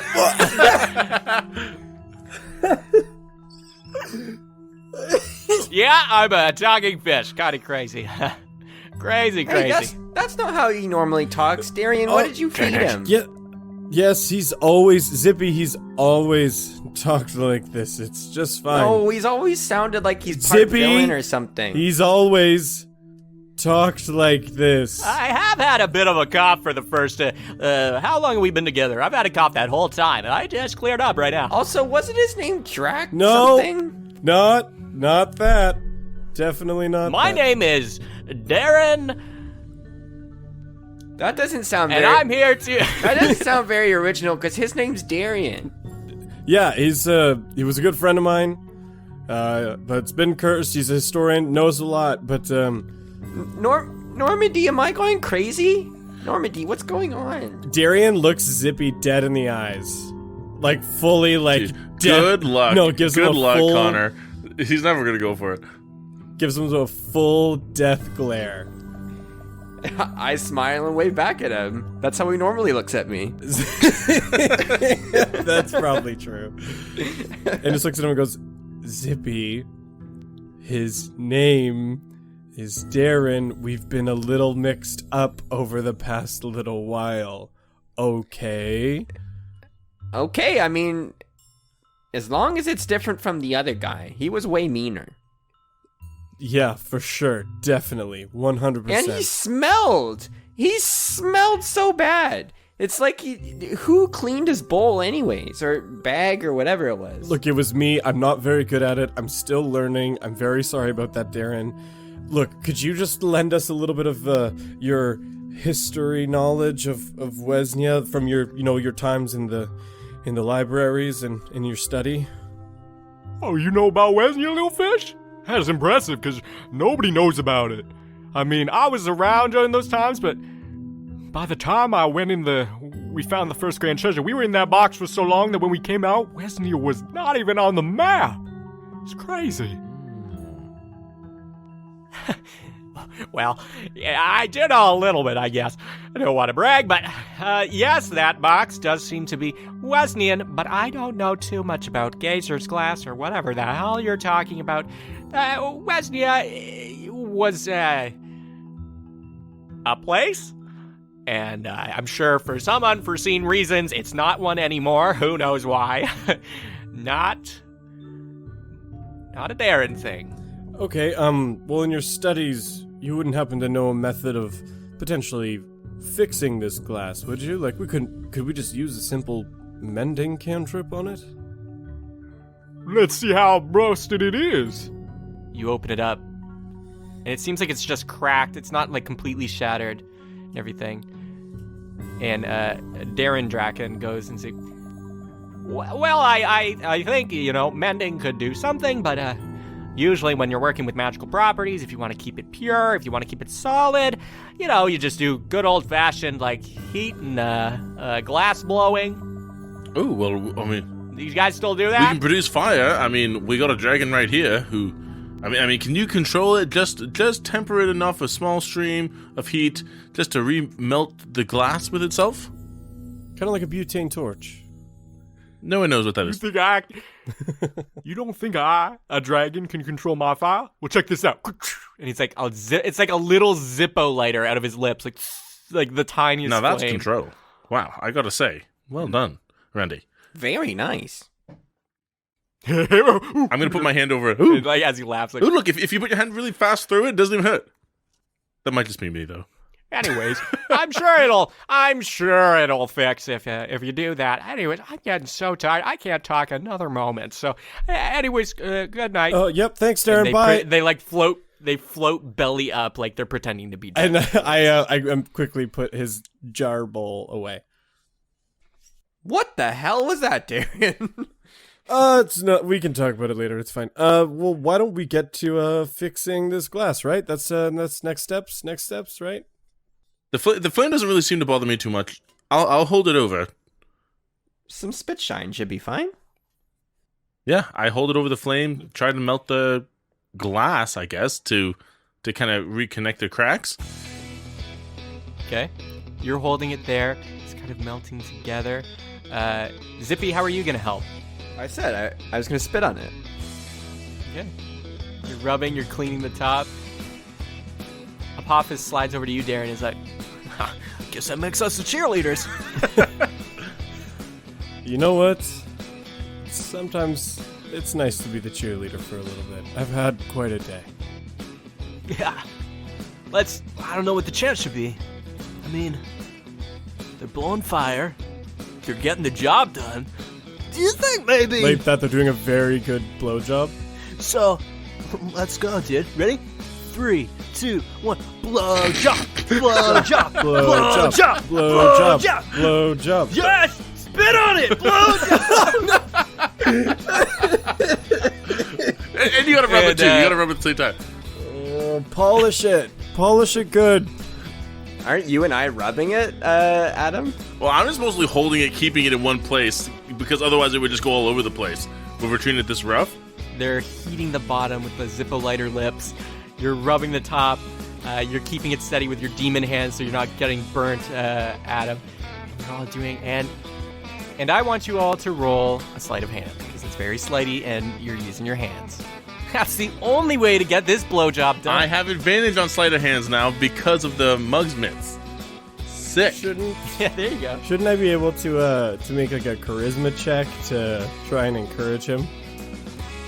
Why aren't you doing the motion with Apophis with your hands to like get it done?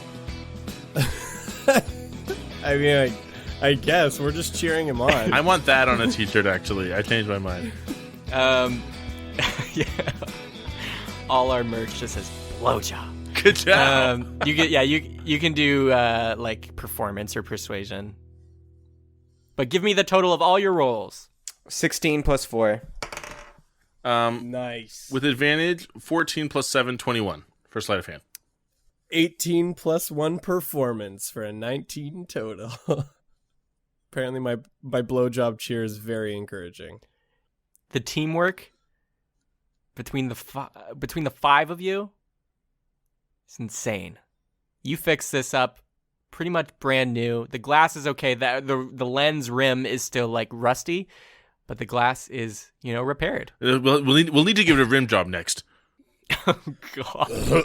Yeah, dude. That's fair. I'm down. Who else? Maybe next time. All right. No takers, all for me. All right. Just snakes even have buttholes. I don't want to go there. You see Randy backs up and he's just like, whew, Too much control. Oh, but damn. Thank goodness you had that. Man, you know how hard it would be to find one of those? Well, they're in like the most random places. Yeah, I mean, it's really, really something else that we have this. Well, I guess we're all ready to go to the moon, but you all look pretty beat up, and it is, getting late. So, how about we all take this night, just rest, and then right in the morning, we head out.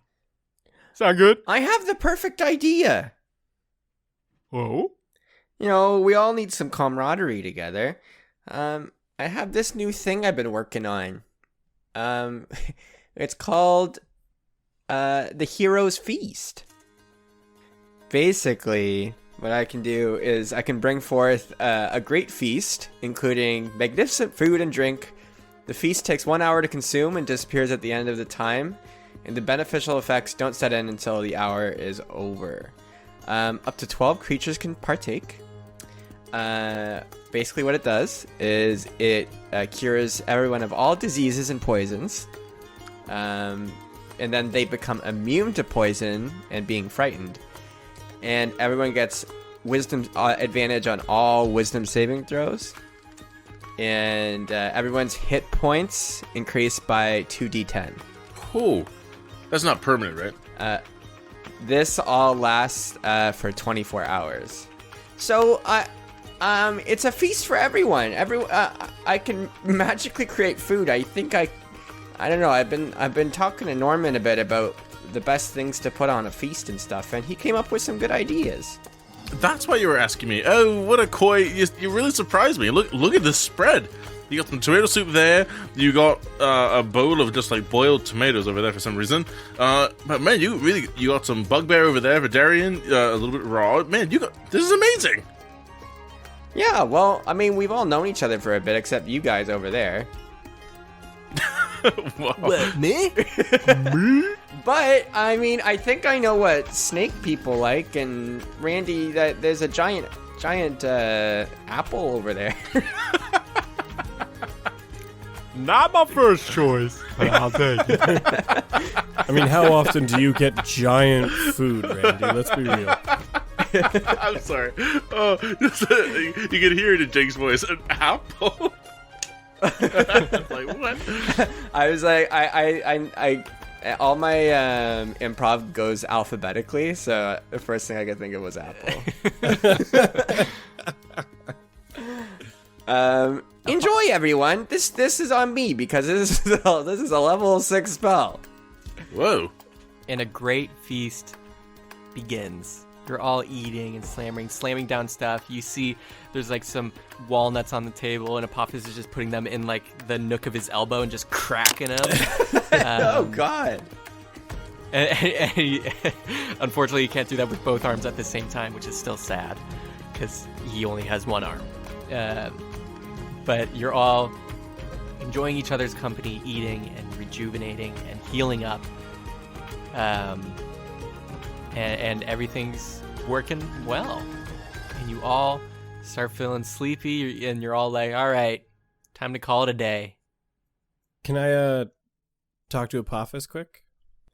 And before you go to sleep, you go over to Apophis, who's just like lying on the table, and you can see he has like a little bit of a belly, and he's like, I'm gonna have to do so many reps to work this off.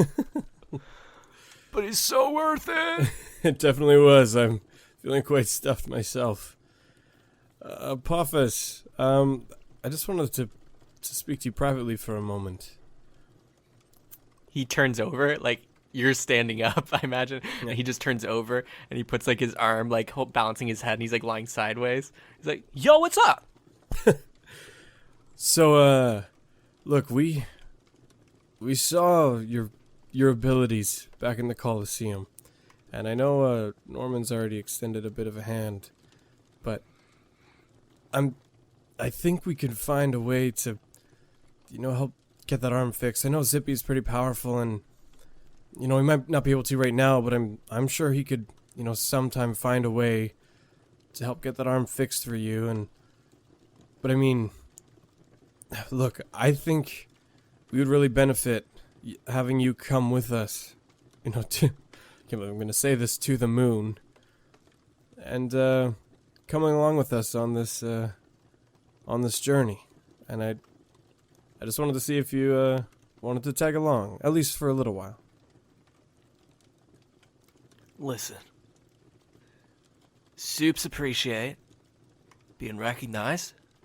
Feels good to be seen, especially for stuff that I like to be seen for, like my killer moves. But what you're asking is, I don't know, kind of big, and my world is like, flipped around, turned around, upside down. It's a little taste of my freestyle. But also, I don't know, man. Look, I don't know if the moon's for me. Well, you'll never know unless you go. Look, I've been in some pretty dark places myself, and in all honesty, not even that long ago. But the one thing that helped me get through all of that was this team. Was having these friends, somebody to come alongside you to pick you up, to help you to keep moving forward. You can't sit and wallow in your darkness. You need to break out of it. You know, I heard a quote once. You need to kick at the darkness until it bleeds light. So I just want to offer that hand to bring you along with us, because I know we would love if you did. Apophis sits up. He's like, I doubt I could participate in another Ganola tournament with my current situation. I don't really have too many bros at the Python tree. Well, I can tell you that you've got at least 3 bros here. I know we've only known you for a short time, but we can tell you're a pretty solid Yuan-Ti. And we've got a pretty good read on people. And we know that you're pretty solid and would love for you to come along. Again, I can't fix your wounds for you, but I can try and help keep moving you forward. And I just want to, be able to repay others like how my friends have helped me. roll a persuasion check. And yes, this will determine Oh boy. whether you successfully get Apophis to join the party or you don't. Okay. Oh. Man, So, why am I not doing this? That's crazy. well, I didn't know if it was going to result in this right now. yeah. Okay, setting the stage here. Hopefully this pays off. I'm using my very first purchased dice set ever. Like when I first started playing D&D, it was a gift from like a dorm advisor from back in college. It's the very first set I ever had. We're gonna see if it's lucky enough. So here we go.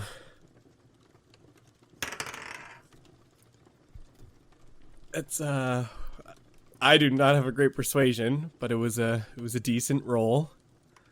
It was a 16 plus 1 for a 17. That's right on the cusp. I know, it's scary. I was really hoping it'd be like natural 20, but They put their one arm on your shoulder. Oh, Seth, you're killing me. no, don't do this. Hold on, before you give your answer, why don't we talk to Zippy and Norman about it? I know they've got some great insights in this. No, come on, Zippy, come here for a sec. They look at you, and they're like, Pretty sleepy? If you knew me a little better, like little bro does, you know that I never decide stuff right in the moment. It's true. I always let it circumbobulate in my brain stuff. So I'm asleep on it. And when I wake, you best believe I got an answer for you. Okay, I have one last request, though. Lay it on me. Just make sure you're here to see us in the morning. Can you promise me that? Dude, I sleep till noon. Sweet. Good. Well, and they lie back down. on the table? Yeah, you're all kind of just lying on the table with your full bellies. All right. Well, good night, Apophis. Night, bro. And you go and sit down where you're gonna sleep. You make a little, little bundle for a pillow with your backpack. I make a nest out of the leftover bread rolls on the table and curl up like a puppy. Okay. There's some big ones that are like, for Randy, so those work. And just as you're about to go to sleep, you hear a voice at your hip. Hey kid, it's Draken, not Darren. I'm not gonna lie, that was pretty weird. Was that just like a character? Is that like a real thing that you deal with? It's one of my many supreme sorcerer abilities. Maybe one day you'll learn it. Aren't you a fish? We already know. You know I used to be. Oh, okay. Listen. This is serious. You had a little moment of self-awareness where you noticed you hadn't cleaned my bowl in a while. Yeah, you're right. I'm sorry. I'm very negligent with that. And I have to believe my training is paying off in spades now. Because you need to clean it more. I can't do it. Are you asking me to clean it right now? Not right now, but when you have time. Okay, like, make it a regular routine. All right, I'll give it a quick scrub in the morning. I mean, you did offer right now, so... Okay. Is there something else you wanted to say? No, I'm not pushing you. Remember, you have to choose to do things as part of your training. I open the top and start cleaning his bowl. And they seem to be swimming around like happy, and they're like, Yeah, scrub. More power in the scrub. Okay, is there something else you wanted to tell me? Wax on, wax off. No, that's it. Just keep waxing. That was it. Yeah. Okay. I finish cleaning his bowl and then go back to bed. And you all dream. And Darian, Norman, and Zippy, of course, as always, you're dreaming. Whenever you dream, you end up in that black ocean area. But usually nothing eventful happens, and nothing does happen this night either. Does everyone want to roll their Heroes Feast hit point maximums? I think you roll and we just get it. Yep, just roll, Zippy. Okay, the first one's a 7. And the second one is a 5. So we each get plus 12 for our maximum hit points for 12 hours. Or 24 hours. But Seth has to let us know how long we slept for. You all awake. And you actually awake to the noise of like pans and things clanging. As you can see, Randy is fervently just like packing his backpack that when he opens it up, it just goes backpack. And he starts shoving stuff in. He's like, Oh, rise and shine, everybody. Are we ready for an adventure? Absolutely, Randy. Ugh. How are we going to even breathe up there? You've left out so many details. Oh, right. Damn. But wait, is there like air up there? I don't know anything about space now that I think of it. I'm just a simple farmer. In some places there are. Where you're gonna go to is basically a little city. You'll probably recognize it, Darian. It's kind of all Feywildy. Oh. But in that, there's kind of a bubble there, but you're gonna have to be going outside that. But they should have some bubble bugs up there. Bubble bugs? But before we go, I just want to run outside and I want to grab a flower and some dirt and put it in my backpack. Okay. You run outside and do that. Anybody else want to do some last minute preparations? I just wanted to make sure Apophis is still around. They're still sleeping. It's not noon yet. Okay, I'm gonna just quickly pull Zippy aside, and say like, "Hey, hey, you want a flower too?" Sure. Okay, there's tons out here. Okay. Look, I tried to put in a good word with Apophis last night about trying to get him to tag along. I figured you might like that, and he's still sleeping, so you might be able to talk to him a little bit this morning before we go. He seemed a little unconvinced, so I'm hoping you can kind of, tip the scales a little bit. Put on your charm. I put my hand on Connor's on Darian's shoulder. I'm there. I say, "Hey, you tried," and then I keep getting more flowers. Wait, so are you gonna talk to him, or are we just gonna let it happen? Or hey, man, it's his decision. Going to the moon isn't something I want to do, but hey, I've signed up for this. Yeah, I guess you're right. That's a good point. Well, why do you want him to come? Is there something we're missing in this party? Doesn't James kind of fill his role? Well, in all honesty, he in some weird ways now, he kind of reminds me of myself as somebody who, kind of lost, everything they knew, lost their hero in a sense, and they feel really lost. And I just know you guys were there for me, and I kind of wanted us to be there for him in a way. And he's clearly very skilled in combat. We've all seen that, and I think you had mentioned some time ago that you might be able to grow limbs back or something, and I don't know, I thought maybe that might be a good bargaining chip to offer him or something. Well, this garden snake that was got in my pasture back in the bramble patch, he was a slippery one. I once cut off his tail because it was a snake, I don't even know, was trying to eat one of my good carrots that we had. That season was really good because the carrot plot beside me was also doing quite well. Anyways, I cut off the tail, and wouldn't you know, 5 days later, it comes back, and it's still not grown back. And I'm like, oh, I thought they did that. And then wouldn't you know, a month later, well, it didn't grow back either. And I was like, wow, I really thought snakes did that.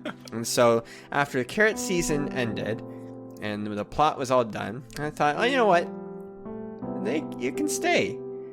And wouldn't you know, it looked like it may have grown back. Look, it was either taller or it grew back. Still a nub, though. Anyways, what were you saying? Look, I'm not an expert in horticulture or zoology, but I really don't think garter snakes eat carrots, so I'm a little confused by the story. Well, this is a garden snake. Okay. You're saying garter snake. It's the same snake. That's okay. Okay, just talk to him when you get a chance. All right, I'm gonna go make sure I've got all my things. Make sure everything else is kosher. To see if Norman wants to put the arm on. Okay, see you later. Bye-bye. Norman, what are you doing? How big is this cave? Like, is there room to be by yourself in this place? Yeah, it's pretty big. Okay. Next question. There's two things, but I'm just going to do one, but it all depends. When Darian ran outside, is there any chance he left Draken behind? Probably not. Just because knowing that there's a chance that he could be made by Randy, and his history and stuff, I definitely would have, after waking up in the morning, like kind of grabbed him and kind of like my things already and headed out to talk to Zippy. Okay. Well then, if Apophis is doing his own thing, Randy's doing his own thing, Zippy and Dan are outside, I'm going to start just absentmindedly kind of cleaning up the table from the last night's festivities. And just with one hand, trying to stack them. Because I haven't put on this hand yet. And I'm going to pick up a silver platter that's mostly clean. I'm going to start shaking off the crumbs. And I'm going to look at my face. You can see your face. And I look at Randy. He's looking away. I make sure I'm alone. And I cast Disguise Self on my face to look like Royce. For a moment. You see the black skin with the lava cracks flowing through, those just piercing red black eyes, with the large tiefling horns like your own, but bigger. And you can see it looks like Royce. And I tilt like the platter down a little bit so I can see my hand in my sling. But in the disguise self, like the hand is fully functional. It's not real, but it's the same black. And I just stare in my own eyes for a moment. I'm just gonna murmur to myself, I see you. And I'm going to drop Disguise Self. I'm going to put the platter down, pick up Alfonso's arm. And after a moment, I'm going to put it in the bottom of my bag and pack up everything. Okay. everyone packs up. And all of a sudden, you get a ring, Zippy, on your walkie-talkie. And you just hear, Hey, I didn't want to call, but it's been a while. Are you still alive?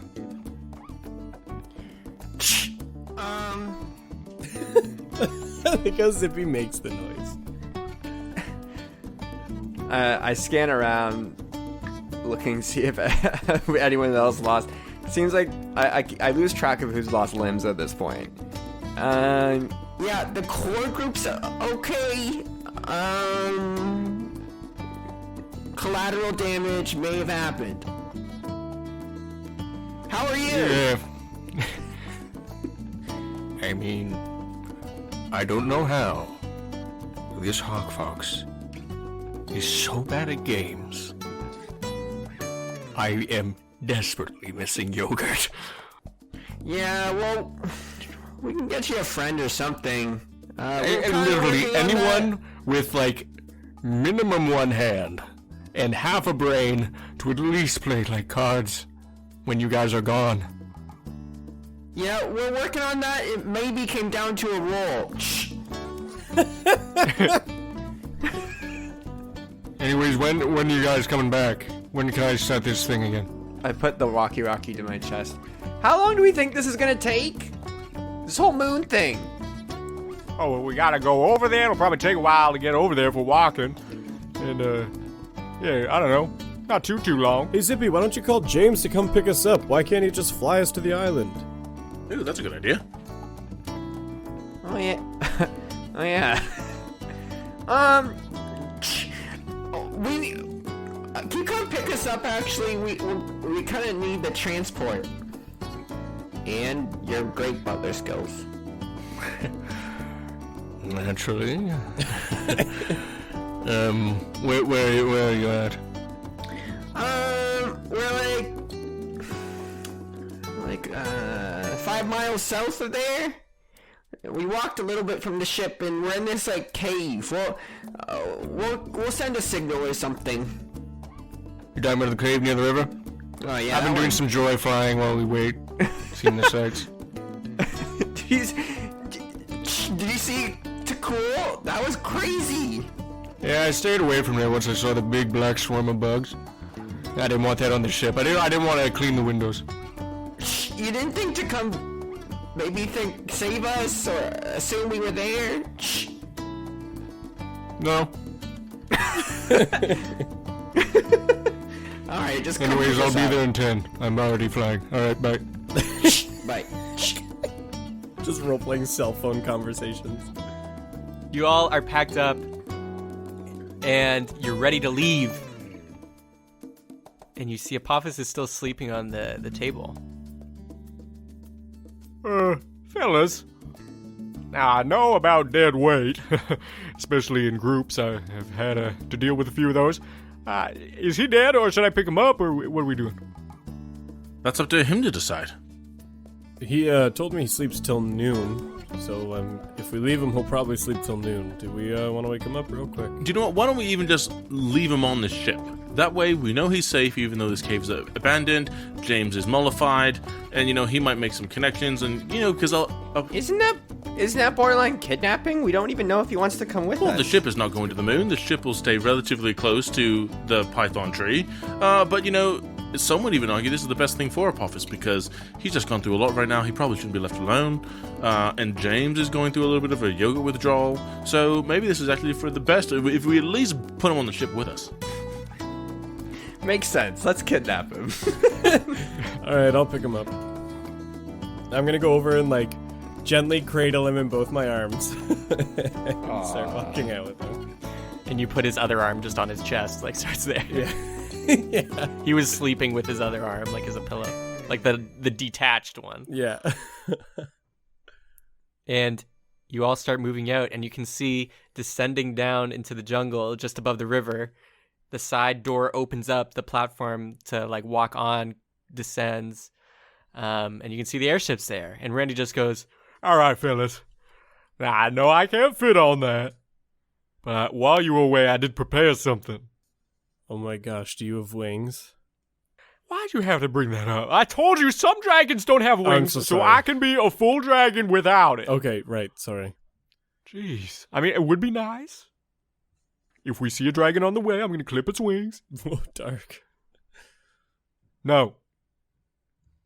I got this, like, zero gravity scroll. Basically, it makes me weightless. So we're gonna pull you like a balloon. Yeah. I love it. That's the best I can do. I mean, like the illusion's there. Like you're casting a shadow on the ground without being on the ground. That's pretty good.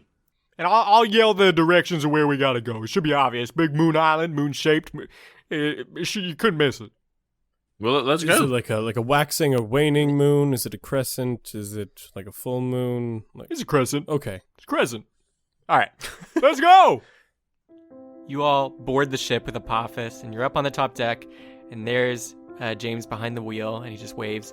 And Pepper comes out of the cockpit area up onto the bridge, and just like is flying around all of you guys so excitedly. And they're like, Kochaga! Yuyodaga!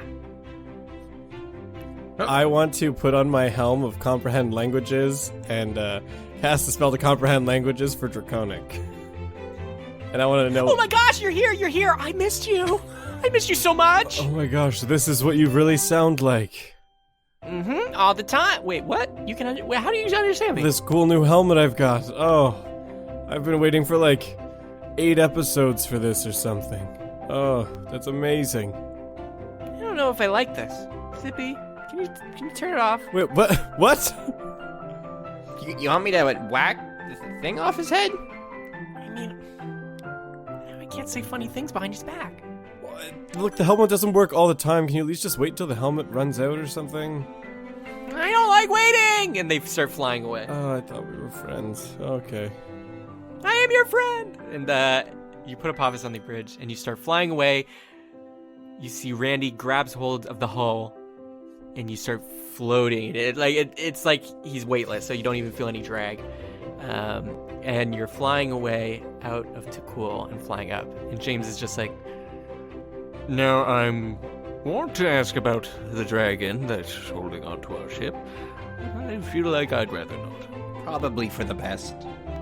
and you start flying away. And as you're flying, you're going up. You can see Takul off in the distance. You can see there's some smoke coming off of it, but there's no bugs around. But yeah, it looks like there's been some damage done. You can see like one Koibra in the distance, like walking through the city. But as you're going closer, you're leaving to the west, and you see, you know, there's this crescent moon island, but it's kind of weird shaped because it kind of is on a large plateau. It's like you can't just walk on or board onto this island. There's a large like cliff wall and then the island, right?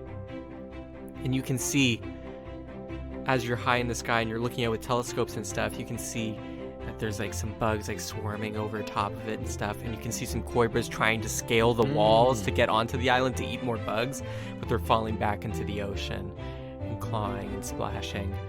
But you are moving towards the moon island, and it should take you just a couple of hours. But as you're flying and you're just waiting, all of a sudden it strikes noon.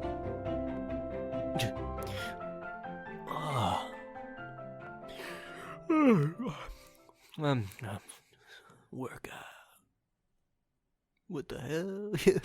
Punch. Bro. Yeah.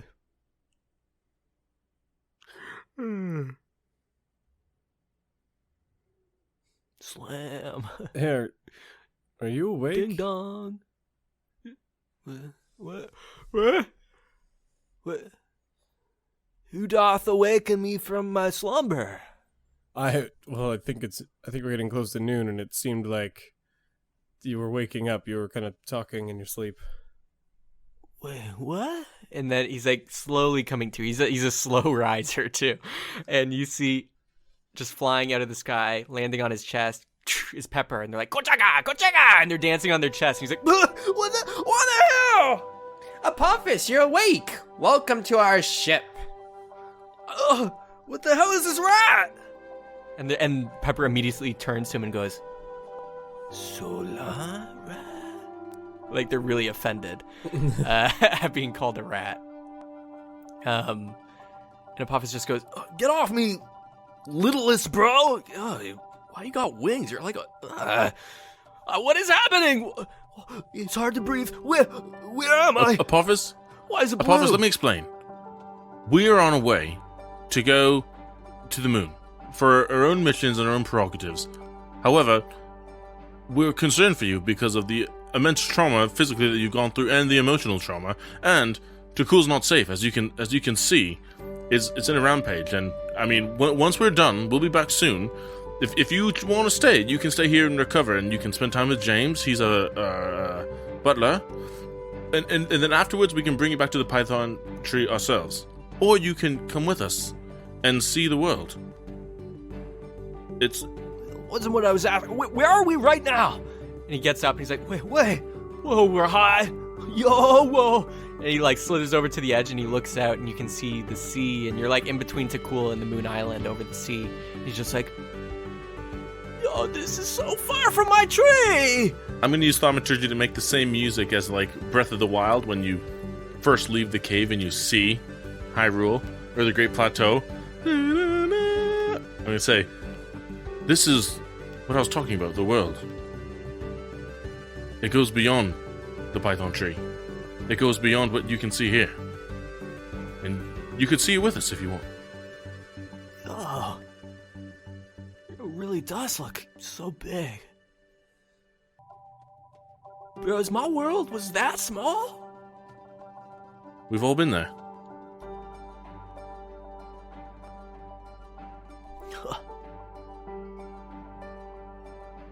So you're telling me? And he turns around to all of you and he's like, if I stay with you guys, will I get stronger? Absolutely. I mean, the rest of us have. Little bro? Over here. Sorry, I was piloting the ship. It's kind of my thing. You always surprise me, little bro. Well, I still have a lot to learn from you. They wanted you to join us, but look, I know it's your decision. It always has been. No. and he kind of like rubs his thumb like he's like wiping his nose, kind of like, yeah. I was gonna say no, but forgot. Forgot? You forgot to say no. I forgot to say no. I also forgot I had to train this little guy. Yeah, for him. That's what I'll do. Not for me too, but looks like mutual benefits. You know what? I can't believe I'm gonna say this. You know what? Hell yeah. Oh, deep yeah. That's a thing that we do on the ship. You'll get it. But hey, that's great. That's great news. Deep yeah. Hell yeah. But most importantly, good job! and that's where we end the episode. Nice.